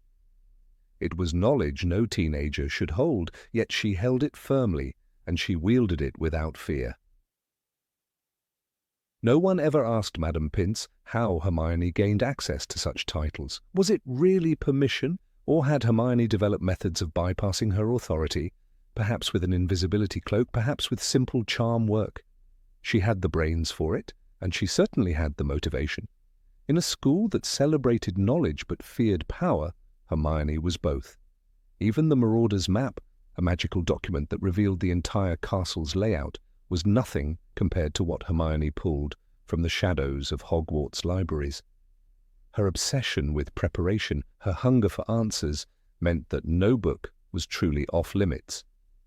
She once said, "When in doubt, go to the library." But she never said what part of the library, or what she was willing to do once she got there. One might argue that her intentions were noble, that she only ever broke the rules for good causes, and that may be true. But good intentions don't soften the danger of reading texts filled with necromantic rituals, identity manipulation, and mind-altering potions. These books were locked away for a reason, and Hermione, more than anyone, understood that reason. Yet she read them anyway. Her handling of the Time Turner in The Prisoner of Azkaban also hints at a disturbing pattern. While not a book, the Time Turner represented access to knowledge and power that could destabilize reality itself. Hermione was entrusted with it under strict conditions, but its very use brought with it consequences that few could predict. She manipulated time, read books from multiple classes at once, and navigated space in ways no other student dared. It was a dangerous dance, one she pulled off with terrifying grace. Even her role in planning Dumbledore's army hinged on information she shouldn't have had. She found protective enchantments, communication spells, and tracking methods that outwitted the entire Ministry of Magic. Where did she learn them? The books she referenced didn't exist on regular shelves. They were buried deep in shelves that students weren't supposed to browse, or perhaps in places even darker. Places where knowledge was hidden, not shared. Hermione Granger, for all her brilliance, understood the weight of rules. That's what made her choices so bold. She didn't break them out of ignorance or rebellion. She broke them with full knowledge of what they were and why they existed. And then she decided, coldly and precisely, that her goal was more important. In truth, Hermione never needed to shout or boast about what she read. She never had to wave a dangerous book in front of a professor's face. Her power lay in silence, in knowing more than anyone else in the room, in solving puzzles others couldn't even understand. And often, that power came from pages that no one else dared to turn. And yet, no teacher ever truly punished her. Perhaps they knew. Perhaps they saw in her not just talent but inevitability. Hermione was a girl who would break the rules to save others. But she was also a girl who knew how to bend the system to her will. The restricted section was not a barrier to her. It was a door, and she had the key long before anyone realized. Number 23, secretly spied on professors. On the surface, Hermione Granger was the embodiment of Hogwarts' ideal student, a top performer, rule-abiding, and utterly devoted to learning. Yet during her 6th year, the image of the obedient girl began to crack. The pressure of the looming war with Voldemort pushed her into morally grey territory. While others might have hesitated, Hermione chose a path that seemed unthinkable for someone so dedicated to rules. She spied on Hogwarts professors. And not just through casual observation. She actively orchestrated a campaign of surveillance. Her motivations were noble, but her methods were deeply questionable, even unsettling. Hermione's descent into rule-breaking began subtly. In Half-Blood Prince, she became fixated on Severus Snape's potential duplicity. The idea that Dumbledore could trust a man who had once served Voldemort deeply disturbed her. Even more than Harry, Hermione was driven by logic. And Snape's story didn't add up. She pored over books, watched his classroom demeanor, tracked his absences. She wasn't just curious, she was collecting evidence. When Snape left the Great Hall early or was spotted in a corridor at an odd hour, Hermione took mental notes, built theories, shared them with Harry and Ron. She wasn't acting as a concerned student anymore. She was operating like an amateur investigator. Someone who had given herself permission to pry. Her surveillance didn't stop with Snape. As Draco Malfoy became increasingly erratic and secretive, Hermione redirected her scrutiny. She helped Harry stalk him through the Marauder's map. She studied his behavior with the attention of a seasoned detective. When Malfoy disappeared from class or looked ill, she took it as confirmation of foul play. It was Hermione who first suggested that Draco might be using the Room of Requirement to eat, an observation that set off a new round of scheming. They began watching the 7th floor, loitering in corridors, guessing passwords. They were staking out a crime scene that hadn't even been proven. But the most unsettling moment came when Hermione used actual magic to spy. In Chapter 19 of Half-Blood Prince, Hermione cast a nonverbal spell at the door of the Room of Requirement. The spell was meant to detect if anyone entered or left. A sort of magical tripwire. It wasn't a joke. It wasn't an accident. It was premeditated. She designed a surveillance spell, executed it, and never once questioned whether she had the right. This was no longer theoretical research or speculative gossip. This was espionage. This was a student using forbidden spaces and advanced magic to monitor her peers and professors. The gravity of what she did becomes clearer when you remember how Hogwarts functions. Professors, even the controversial ones, are supposed to enjoy a level of privacy. Students are not given authority to investigate teachers. Dumbledore never sanctioned Hermione's actions. McGonagall never encouraged them. Yet Hermione felt justified, perhaps even obligated, to break those boundaries. And the most shocking thing of all, she expressed no guilt, not even hesitation. There was no tearful moment of moral conflict, no doubt that maybe she was going too far. For someone so obsessed with justice, Hermione never paused to consider the rights of the people she was surveilling. What makes this even more complex is the context. Hermione wasn't being reckless for the sake of thrill. She believed that Voldemort had infiltrated Hogwarts, that Malfoy was a Death Eater in training, and that Snape was an agent of evil. Her intentions were aligned with protecting others. She wasn't trying to hurt anyone, but even in times of crisis, boundaries matter. When students begin surveilling faculty, the trust structure of the school begins to collapse. The idea that Hermione would be the one to undermine that trust makes this moment in the books incredibly significant. And this wasn't just a lapse in judgment. It was a pattern. When Harry used the Marauder's map to follow Malfoy into the bathroom, Hermione helped him interpret what he saw. She didn't object. She didn't warn him. She collaborated. Later, when they suspected Malfoy of using the Vanishing Cabinet, Hermione stood guard in corridors, helped test theories, pushed Harry to act. She was not an accessory. She was a co-conspirator. In another context, this could have led to expulsion, but Hogwarts was changing, and so was Hermione. We have to ask, what does it mean that the school's most devoted rule follower became its most skilled violator? How did Hermione justify breaking rules she once considered sacred? Perhaps the most chilling answer is that she didn't need to justify it, not to herself.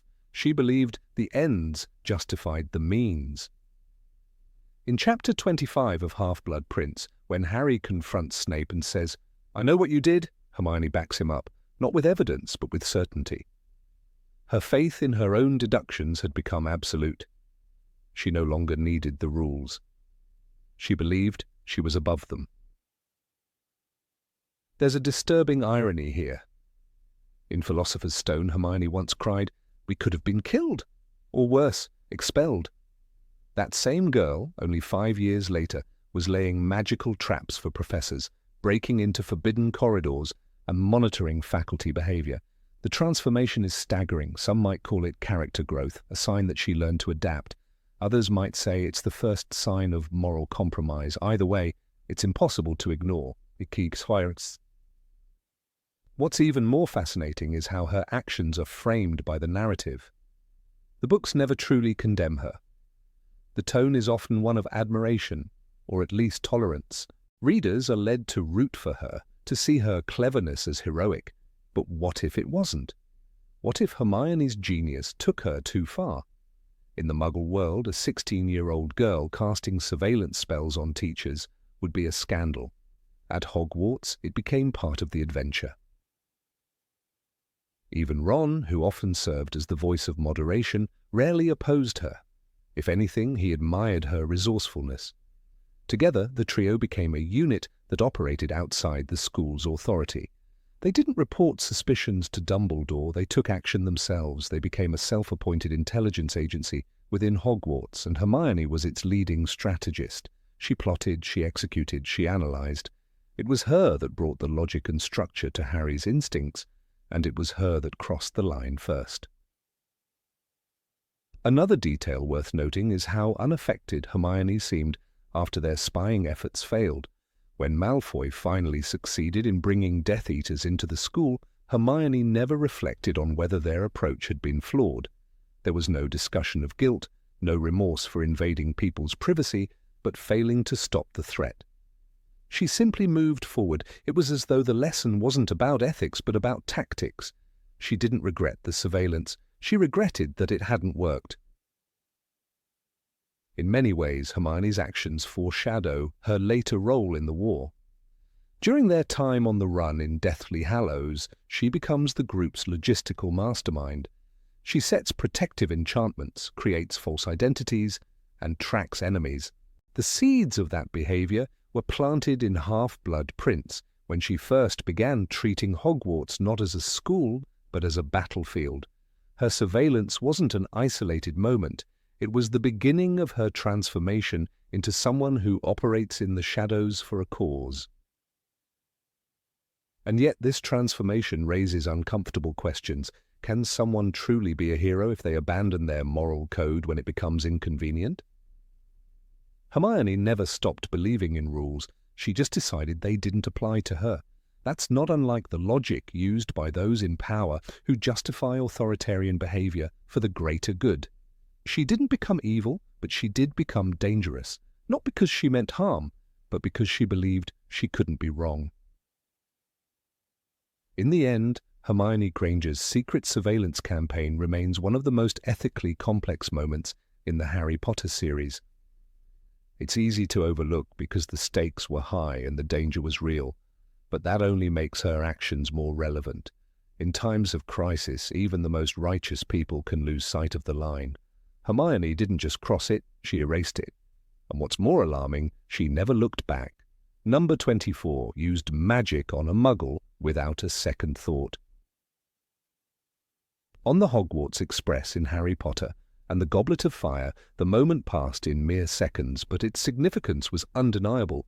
Hermione Granger, the brightest witch of her age, leaned in close to Rita Skeeter, her voice low and full of menace. Her wand was drawn, not in jest, not in fear, but with intent. There was no hesitation in her eyes, no flicker of doubt. And yet what truly made this moment remarkable wasn't just that Hermione threatened someone with magic. It was that she did so on a moving train, in front of Harry and Ron, within earshot of countless other students, and did it without caring in the slightest about the Ministry's strict rules against underage sorcery outside of school grounds. Hermione had always been the moral compass of the trio, quoting Hogwarts, a history, and the rule book as if they were sacred texts.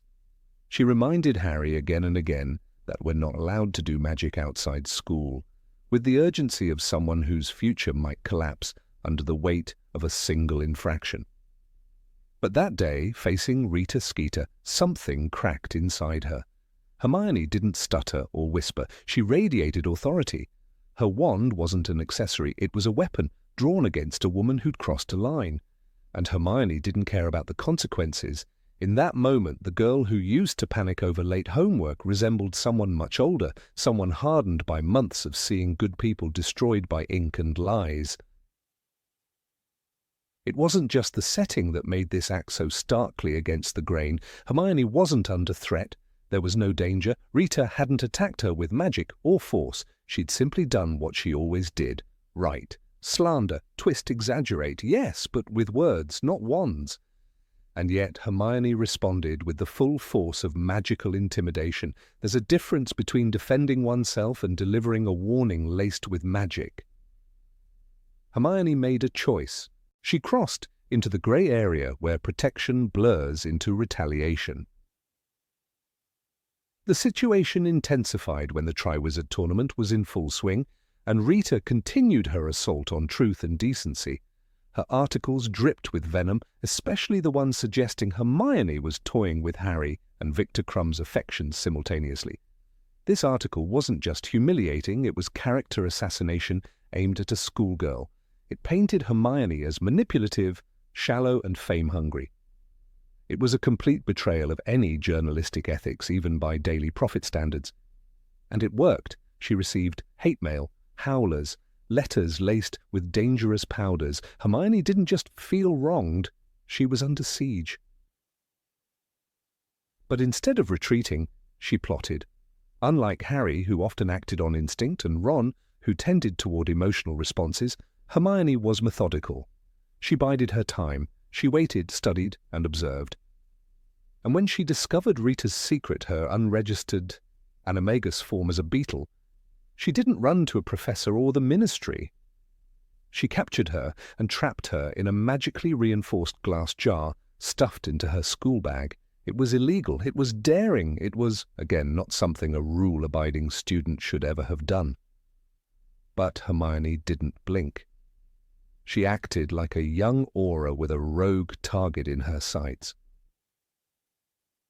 Later, at the celebratory event in the hospital wing, after the chaos of the third task and Cedric's death, Hermione approached Rita with controlled fury. Harry was lying in the hospital bed, emotionally shattered, and Rita had the audacity to hover like a vulture. That's when Hermione made her move. She didn't just threaten to expose Skeeter as an illegal animagus, she used magic. Disguised beneath a calm voice and a tight smile was a ruthless will. The ink in Skeeter's quill vanished, the parchment burned to ash, and her magical items disintegrated one by one as Hermione's wand flicked almost carelessly. They were, to a watching Muggle eye, special effects of a tantrum, but to those who knew the law, it was something far more dangerous. The event took place in a Muggle hospital wing temporarily hosting magical guests. The Ministry could have noticed the trace. Hermione's spellwork wasn't hidden, it wasn't subtle, and yet she cast it. She sabotaged the tools of a witch who had ruined lives through her writing. The moment carried a strange weight, both triumphant and deeply unsettling. Hermione wasn't breaking rules out of desperation, she was doing it from a place of power. There was a quiet ruthlessness in her now. She wasn't asking for justice. She was ensuring it. According to the decree for the reasonable restriction of underage sorcery issued in 1875, any witch or wizard under the age of 17 is forbidden from performing magic outside of school, unless in a life-threatening emergency. More importantly, under Section 13 of the International Statute of Wizarding Secrecy, it is a major offence to perform magic in front of Muggles in non-approved scenarios. Hermione knew these laws better than anyone. She had likely memorized the whole text, and yet, standing in a Muggle building, wand in hand, she did exactly what the law forbade. She used spells to silence a magical journalist in the presence of medical staff who could have wandered in at any time. The irony was sharp. Hermione had once berated Harry for using the Lumos charm under his blanket, and now she was essentially hexing quills in a non-magical environment. It wasn't carelessness, it was rage channeled into calculated rebellion. In this act, she mirrored the very adults she so often criticized, the ones who bent rules for the greater good. It was a dangerous slope, the kind that turned idealists into zealots. Hermione was on the edge. The ethical dilemma only deepened when she kept Rita trapped for months in a jar. The book describes this with casual brilliance. Hermione had been keeping Rita Skeeter in a glass jar for a week now, and had no intention of letting her out until she'd had a proper apology. This was, by every legal and moral standard, imprisonment. Not a prank, not a schoolgirl joke, imprisonment. Hermione wasn't a child playing games anymore. She'd taken the law into her own hands. Even Dumbledore would have raised an eyebrow at that. And still, there was no remorse, no second guessing. Hermione didn't doubt herself. When confronted by Harry or Ron, she simply shrugged. She was defending her friend, her integrity, her truth. In her mind, that justified everything. The fear was gone. The nervousness about ministry letters or expulsions had evaporated. The same girl who had once sobbed at the thought of being expelled had grown into someone who could quietly crush a person's career without blinking. Perhaps the most chilling realization came when you compared Hermione's actions to those of Umbridge. The ministry professor tortured students under the guise of order. Hermione, on the other hand, broke laws under the guise of justice. Both claimed righteousness. Both believed the ends justified the means. And though their causes were worlds apart, their methods, control, threats, magical dominance, had uncomfortable overlaps. This wasn't to say Hermione was evil, but she had stepped into morally grey territory, and her talent made her dangerously good at navigating it. The entire scenario was never addressed by the adults in the room. No one reprimanded her. No letter from the ministry arrived. It's possible Dumbledore knew and chose to ignore it, much like he overlooked many rule-bending acts for the greater narrative. But the silence from authority figures only amplified the sense that Hermione was beyond ordinary discipline. She was operating on a different level now, one where rules applied only when convenient. That's not a reflection of her falling, but of her evolution. In a strange way, this moment was when Hermione ceased to be just a student. She became something else, a vigilante, a strategist, a girl who had witnessed injustice too often to simply quote books anymore. Her actions were not born out of recklessness, but out of controlled fury. She had watched the ministry fail, watched professors betray students, watched truth become warped in newspapers, and so she decided to act. But acting without accountability always carries danger.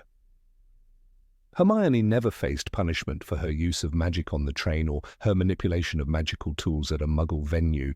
The wizarding world never questioned her methods because her results were convenient. She got rid of Rita, she protected Harry, but convenience is not justice, it's efficiency masked as righteousness. Hermione's moment of magical retaliation showed how even the best of us, especially the best, can cross lines when we believe we're right. And so the girl who once gasped at broken rules eventually wielded them like a sword. That's the cost of knowledge, of war, of watching good people suffer. You learn the law not to obey it, but to know when to shatter it. Number 25 carried forbidden dark magic with her.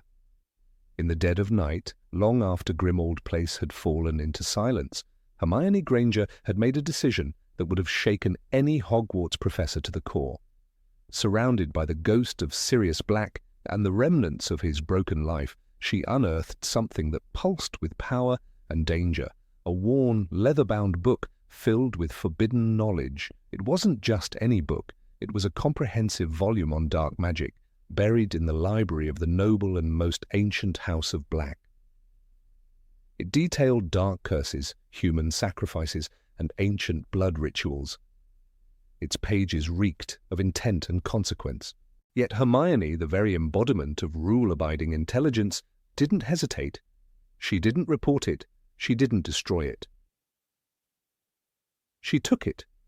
The same girl who once scolded Harry for using the Marauder's map after hours, the same girl who reported illegal potions, who was appalled by Draco's careless use of Sectum Sempra, now chose to harbour a book that belonged in the restricted section, if not the Department of Mysteries, and she carried it with her, hidden deep within her enchanted, beaded bag, while she, Harry and Ron wandered Britain hunting Horcruxes. Not as a historian, not as a scholar, but as a soldier arming herself with weapons forbidden to others. Hermione Granger became the custodian of knowledge most students were expelled for simply touching. It wasn't just knowledge, it was power. The book offered explanations of spells meant to maim, control, and destroy. These weren't theories, they were blueprints.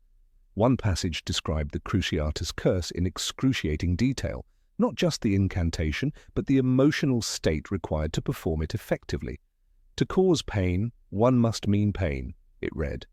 That was not the voice of a warning, that was instruction. And Hermione, ever the overachiever, kept that instruction close. Why? In case they needed it. And she justified it, perhaps even to herself, as preparation. She had seen the consequences of ignorance. Dumbledore had died, Snape had vanished into darkness, and the Ministry had fallen into the hands of Voldemort's puppets. She wasn't wrong to be afraid. But fear has never been an excuse for breaking the rules, not according to Hermione Granger, until now, until it suited her, until the cause was noble enough to forgive a bit of corruption. Others were not given such leniency. When a student named Isidora Rosier was found in possession of a dark artifact, an amulet that cursed anyone who wore it, she was expelled on the spot. No questions, no explanations, no war to justify her actions. The rule was clear. Possession of dark magic meant punishment. But not for Hermione. For her it was framed as intelligence, readiness, and of course, sacrifice. Even Harry, who had broken hundreds of rules by then, had the decency to be uneasy when they first touched anything resembling the dark arts. But Hermione, careful, bright, and always a few steps ahead, carried darkness like it was insurance. There's a passage in the Deathly Hallows when Hermione conjures protective enchantments around their camp. Afterwards, she reaches into her bag and pulls out the Black family book to consult something. The moment is brief, almost invisible in the chaos of the narrative. "I found it in Sirius's house," she tells Harry. "It has some useful counterspells." That was all. A single line. No mention of the darker contents, of the rituals meant to sever souls or enchant blood. No reflection on how such a book could change a person. But it did change her. Slowly, subtly. Hermione, who had once been appalled at the use of legilimency on students, began using protective enchantments that drew from wards discussed in the very book she carried, spells that predated Hogwarts, created by wizards who lived in shadows. They weren't all evil, but they were all dangerous. And she, the girl who once refused to break school rules to visit Hogsmeade without a signed form, now whispered incantations too ancient and complex for the Hogwarts curriculum. Because she had to, because the rules didn't matter anymore. And yet, who held her accountable? McGonagall wasn't there, the Ministry had collapsed, and Harry was too focused on the mission, but we, the readers, remember. We watched the arc of a character who once represented moral absolutism slide into moral relativism. When the war began, Hermione believed in law and structure. By the end, she believed in outcomes. It's a slippery slope, and no one slid more eloquently than she did, with her prefect badge in one pocket and a book of dark magic in the other. This wasn't ignorance. Hermione knew what she was doing. She even placed specific protective charms on the book, so Ron wouldn't accidentally open it. He, with his less academic curiosity, might have stumbled into something he couldn't control. But she could. She had studied it. She understood it. She believed, perhaps rightly, that knowledge itself was not evil. But that's exactly how it starts, isn't it? Knowledge is power, the book whispered. And she agreed. It's worth remembering that Dolores Umbridge had once banned students from learning defensive spells. It was Hermione who created Dumbledore's army in defiance. That rebellion felt righteous, but it planted the seed. From that moment on, Hermione stopped trusting institutions, not without reason. But when institutions fail and individuals replace them with their own judgments, where does the line fall? Who decides what's too far? Apparently, Hermione decided. And she gave herself permission to carry poison in her bag because she believed she'd never use it. But she almost did. There are scenes, small moments, when the temptation glimmers, when they're cornered by snatchers, when Ron is splinched and dying, when Harry collapses under the weight of the locket. The book, by then, had become something more than research. It was a last resort, a whispered possibility. There's even a suggestion, in her tone and hesitation, that she considered using something inside it to force answers from enemies. "We need to get information," she says once, clutching the bag tightly. The implication hangs heavy. And what if she had used it? What would that have made her? There's no guarantee the war would have ended differently.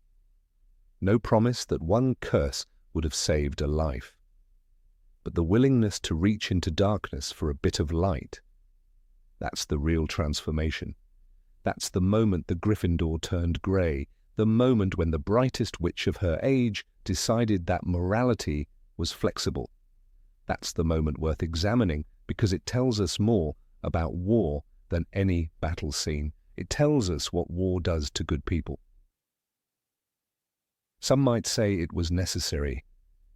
That survival demands compromise, but if Draco Malfoy had been found carrying a book like that, he would have been branded a Death Eater. If Snape had kept such a text, it would have confirmed his guilt. If a first year had stumbled into that room at Grimmauld Place and taken that book to their dormitory, they would have been expelled, their wands snapped, their name recorded in the Department of Magical Law Enforcement. But Hermione, she was called brave. Even years later, when Hermione worked in the Ministry, no one asked about the book. No one questioned what she had read, what she had memorized, what she might have used. It became just another footnote in her heroic biography, a blip, a necessary evil, but for those of us who watched closely, It was a sign, a quiet rebellion not against tyranny but against her own values, and it was never addressed, never judged. This is not an accusation, it's an observation. Hermione Granger did what she believed she had to do, but let's not pretend it wasn't a violation. Let's not forget that the law, in the world she so dearly respected, was clear. No student may possess or use materials related to dark magic. She did, and she kept it hidden. And when the war was over, that choice disappeared in the glow of her victory. The tragedy is not that she changed. The tragedy is that no one noticed, that the girl who once lived by the book began hiding one under her cloak, and we all looked away. We called it courage. But sometimes courage is just the name we give to the shadows we justify. And in that moment, Hermione Granger, the rule-bound, law-loving prefect, chose darkness, quietly, deliberately, and never looked back. Number 26. Enchanted the Gringotts banking system. At the heart of the magical war that shook the foundations of the wizarding world, Hermione Granger, once the most loyal enforcer of Hogwarts rules, stood as a paradox. The same girl who once deducted house points from her own friends for sneaking out at night without permission, later shattered not just school regulations, but broke through the iron boundaries of international magical law. Her hands, once raised in class to cite obscure subclauses from Hogwarts, a history, would later cast spells designed to subdue goblin guards, manipulate identities, and even collapse ancient vaults beneath London. The moment she enchanted the security systems of Gringotts Bank was the moment the old Hermione ceased to exist. What rose from the ashes was a battle-hardened witch who no longer whispered rules. She bent them, broke them, and walked through the wreckage with iron resolve. It began with a decision soaked in desperation and defiance. To defeat Voldemort, the trio had to recover one of his Horcruxes hidden within the deepest vaults of Gringotts. The bank, long considered impregnable, symbolized not just the financial power of the wizarding world, but its system of magical boundaries, enforced and respected for centuries. But Hermione, ever the strategist, chose to dismantle those boundaries. She brewed Polyjuice Potion, complex, highly regulated, and strictly forbidden without authorization, and assumed the identity of Bellatrix Lestrange, a known Death Eater, by impersonating a high-security client. Hermione committed what in Muggle terms would be identity theft, fraud, and conspiracy to commit armed robbery. It wasn't just reckless, it was methodical, calculated, an academic perfectionist executing a plan that would leave even seasoned criminals stunned. The choice of impersonating Bellatrix was not accidental. Hermione had studied the Death Eater's mannerisms with clinical precision. She had Bellatrix's wand, stolen from Malfoy Manor, and rehearsed her speech, her walk, even her contemptuous sneer. But when they arrived at Gringotts, the illusion began to waver. Goblins, notorious for their suspicion, quickly sensed something was wrong. To salvage the plan, Hermione resorted to the Imperious Curse, an unforgivable spell placed on Travers and Bogrod. In the eyes of the magical community, this was no longer infiltration, it was open magical assault. The girl who once cried when Harry used Sectum Sempra now imposed her will through dark magic, forcing goblins to aid in their own humiliation. As they descended deeper into the bank, past enchanted passageways and ancient cart rails, Hermione's spellwork grew more aggressive. She cast defensive charms against pursuing goblins, blasted through enchantments designed to protect generations of goblin treasure, and even contributed to the unleashing of the thief's downfall, a security device meant to strip away illusions and false magic. This cascade of events triggered a full-scale breach. The enchanted dragon guarding the Lestrange vault, tortured and half-blind, was freed by Hermione and the others, using it as an escape vehicle. The image was unforgettable. Hermione Granger, clinging to the back of a fire-breathing creature, fleeing from the flaming remnants of the wizarding world's most secure institution. This wasn't a mere schoolgirl mischief taken too far. The Ministry of Magic, had it not been in Voldemort's grasp, would have issued immediate arrest warrants. Gringotts was a neutral financial body, much like the wizarding version of the United Nations Bank. Attacking it violated magical treaties, endangered goblin-human relations, and destroyed centuries-old diplomatic trust. And Hermione didn't simply tag along, she led, she planned, she cast the curses. She who once scolded Harry for using the Marauder's map to break curfew now walked into a diplomatic hornet's nest with wands drawn and spells flying. The contrast is impossible to ignore. This is the same Hermione who once hissed at Harry, "You could have been killed or worse," expelled, when he snuck out at night in their first year. She was the poster child of order, of compliance, of reverence for institutional structure. Her horror when Harry used Half-Blood Prince's textbook in 6th year was not because it was illegal, but because it was unvetted, unregulated. She believed in the system, yet in Gringotts she destroyed that very system from within. She not only endangered magical economics, but set in motion a crisis of trust that would echo long after Voldemort's fall.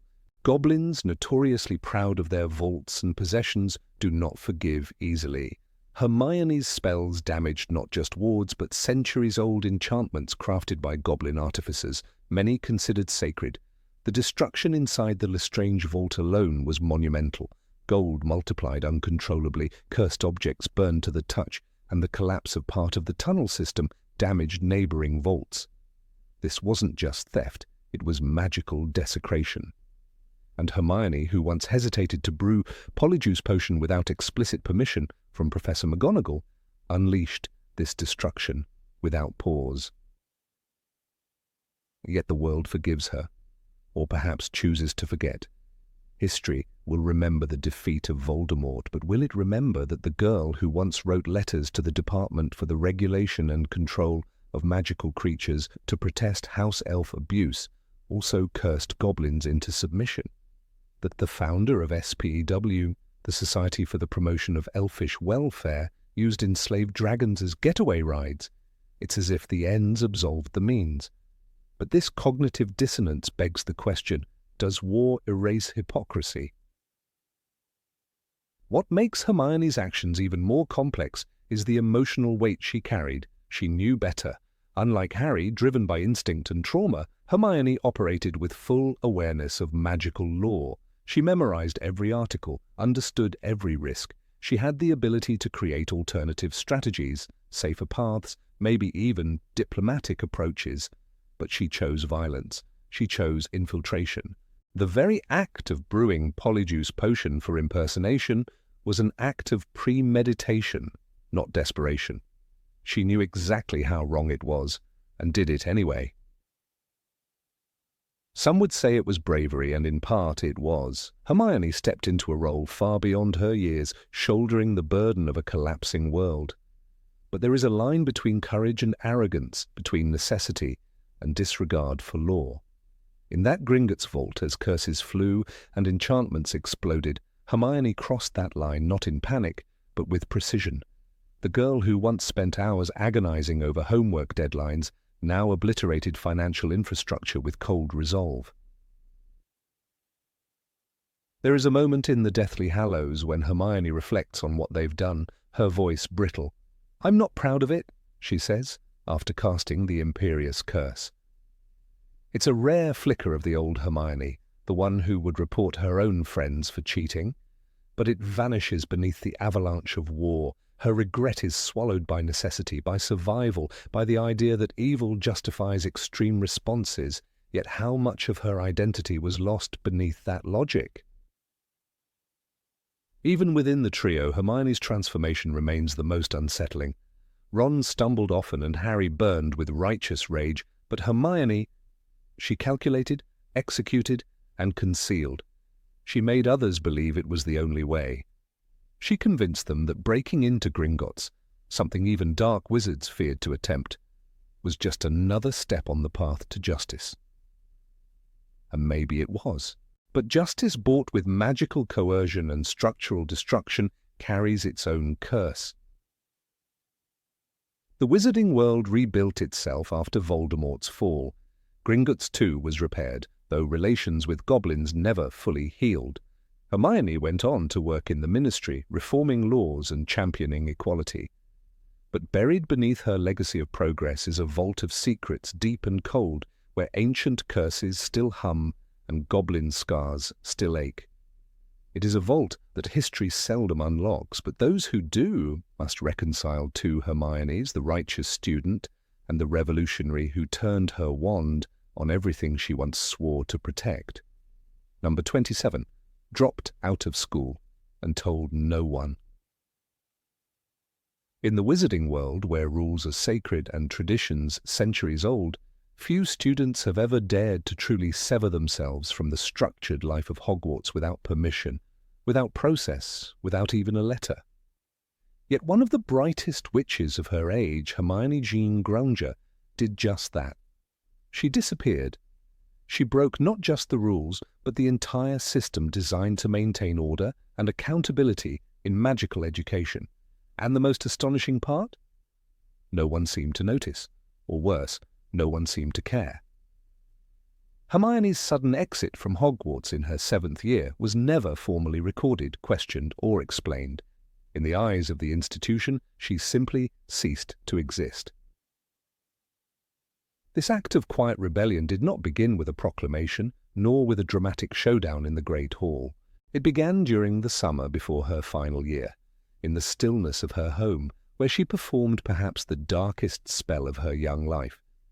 She altered her parents' memories, implanting a false identity into their minds and sending them away to Australia.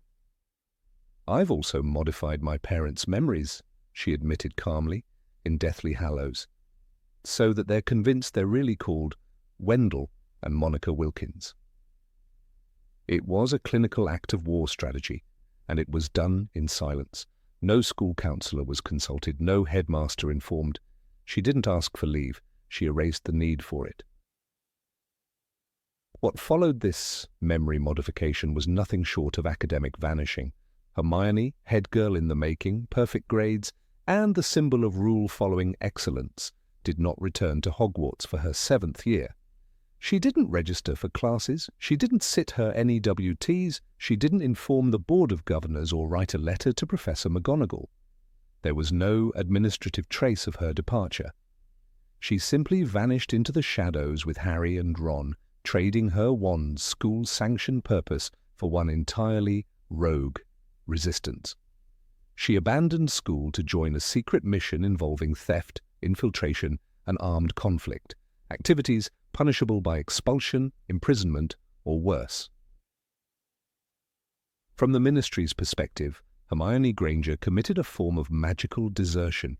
In times of war, disappearing without notice or approval is considered not only irresponsible but criminal. The Ministry was infiltrated by Death Eaters, yes, but it still maintained the facade of bureaucratic order. The Department of Magical Education should have received notice of her status, but no such records existed. She was not expelled, she was not suspended, she was not withdrawn.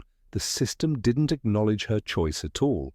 This absence of accountability was not only strange, it was dangerous. By contrast, consider Harry's infractions. His rebellious acts were emotional and often public. He stormed out of potions classes, challenged Umbridge to her face, flew Thestrals to the Ministry without permission. But Harry, for all his dramatic defiance, never truly left school. He was always pulled back into the fold, either by Dumbledore's protection or by his own sense of duty. Hermione's defiance, however, was calculated and absolute. She didn't argue with authority, she ignored it entirely. She didn't drop out in protest. She erased the reality of her studenthood from existence. This is the same girl who once reminded Harry, "We could all have been killed, or worse, expelled." In Sorcerer's Stone, she equated expulsion with death. She lived by the rules so obsessively that she turned in her own friends for sneaking out. Yet when it came to the final year, she violated every rule she ever lived by. This wasn't a case of impulsive rebellion, it was cold, strategic erasure. She erased herself from the system, she erased her past, she even erased her parents' knowledge of her identity. There was no Hermione Granger on any official document that year. She became a ghost with a wand. It's easy to romanticize her decision as brave, but that doesn't excuse the deeper implications. If every student took Hermione's path, Hogwarts would collapse. Rules, bureaucracy, schedules, exams, all meaningless in the face of individual moral judgment. Hermione made herself the exception not by requesting special status, but by acting unilaterally. No discussion, no paperwork, no accountability. It was the ultimate hypocrisy from someone who once deducted house points over a library book returned late. And what of the teachers?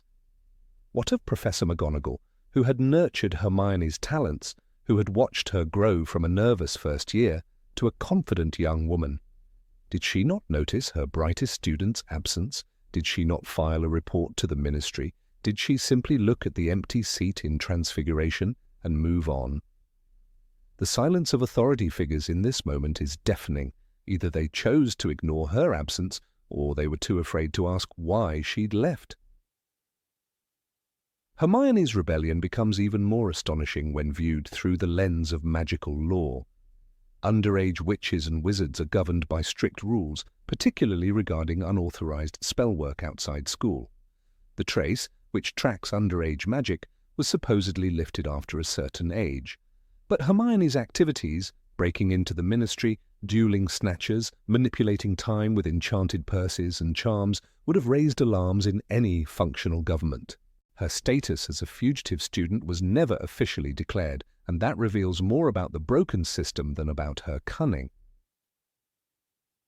The tragedy is not just in her erasure from Hogwarts, but in what it says about magical education itself. Hogwarts, for all its glory, failed to recognize a disappearing student.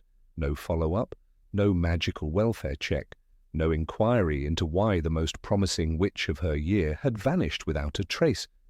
And Hermione made sure no trace could ever be found. Her disappearance was not just physical, it was ideological. She had stopped believing in the system that raised her. She rejected the institution that once defined her entire identity.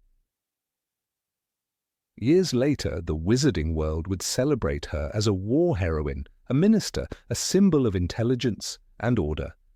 But few would speak of the moment she burned her school ID and walked into exile. Few would recall that she, not Harry, was the true dropout. Not because she failed, but because she chose not to return, because she looked at the school rules, the ministry forms, the entire educational structure, and decided none of it mattered anymore.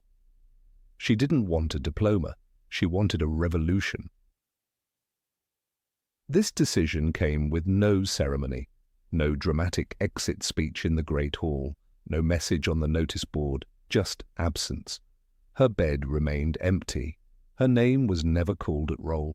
She didn't say goodbye to the library or to the teachers she once revered. She simply vanished, leaving behind a ghost image of who she used to be. Hermione Granger, the prefect, the rule enforcer, the future of the ministry, became a secret agent of chaos, and no one stopped her. No one even asked. In the end, Hermione's abandonment of Hogwarts is more than a footnote.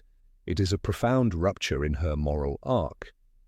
She proved that even the most disciplined mind can choose anarchy when the stakes are high enough.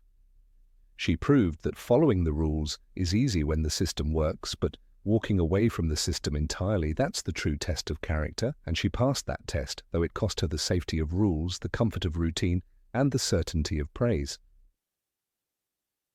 So who, then, was the real rebel? Harry, who shouted at Snape and skipped classes, or Hermione, who erased her identity, abandoned her school, and went underground? Who was the greater threat to magical order, the boy who broke potions bottles, or the girl who broke bureaucracy itself? The answer lies not in what they said, but in what they didn't. Harry yelled his defiance. Hermione whispered hers, and vanished.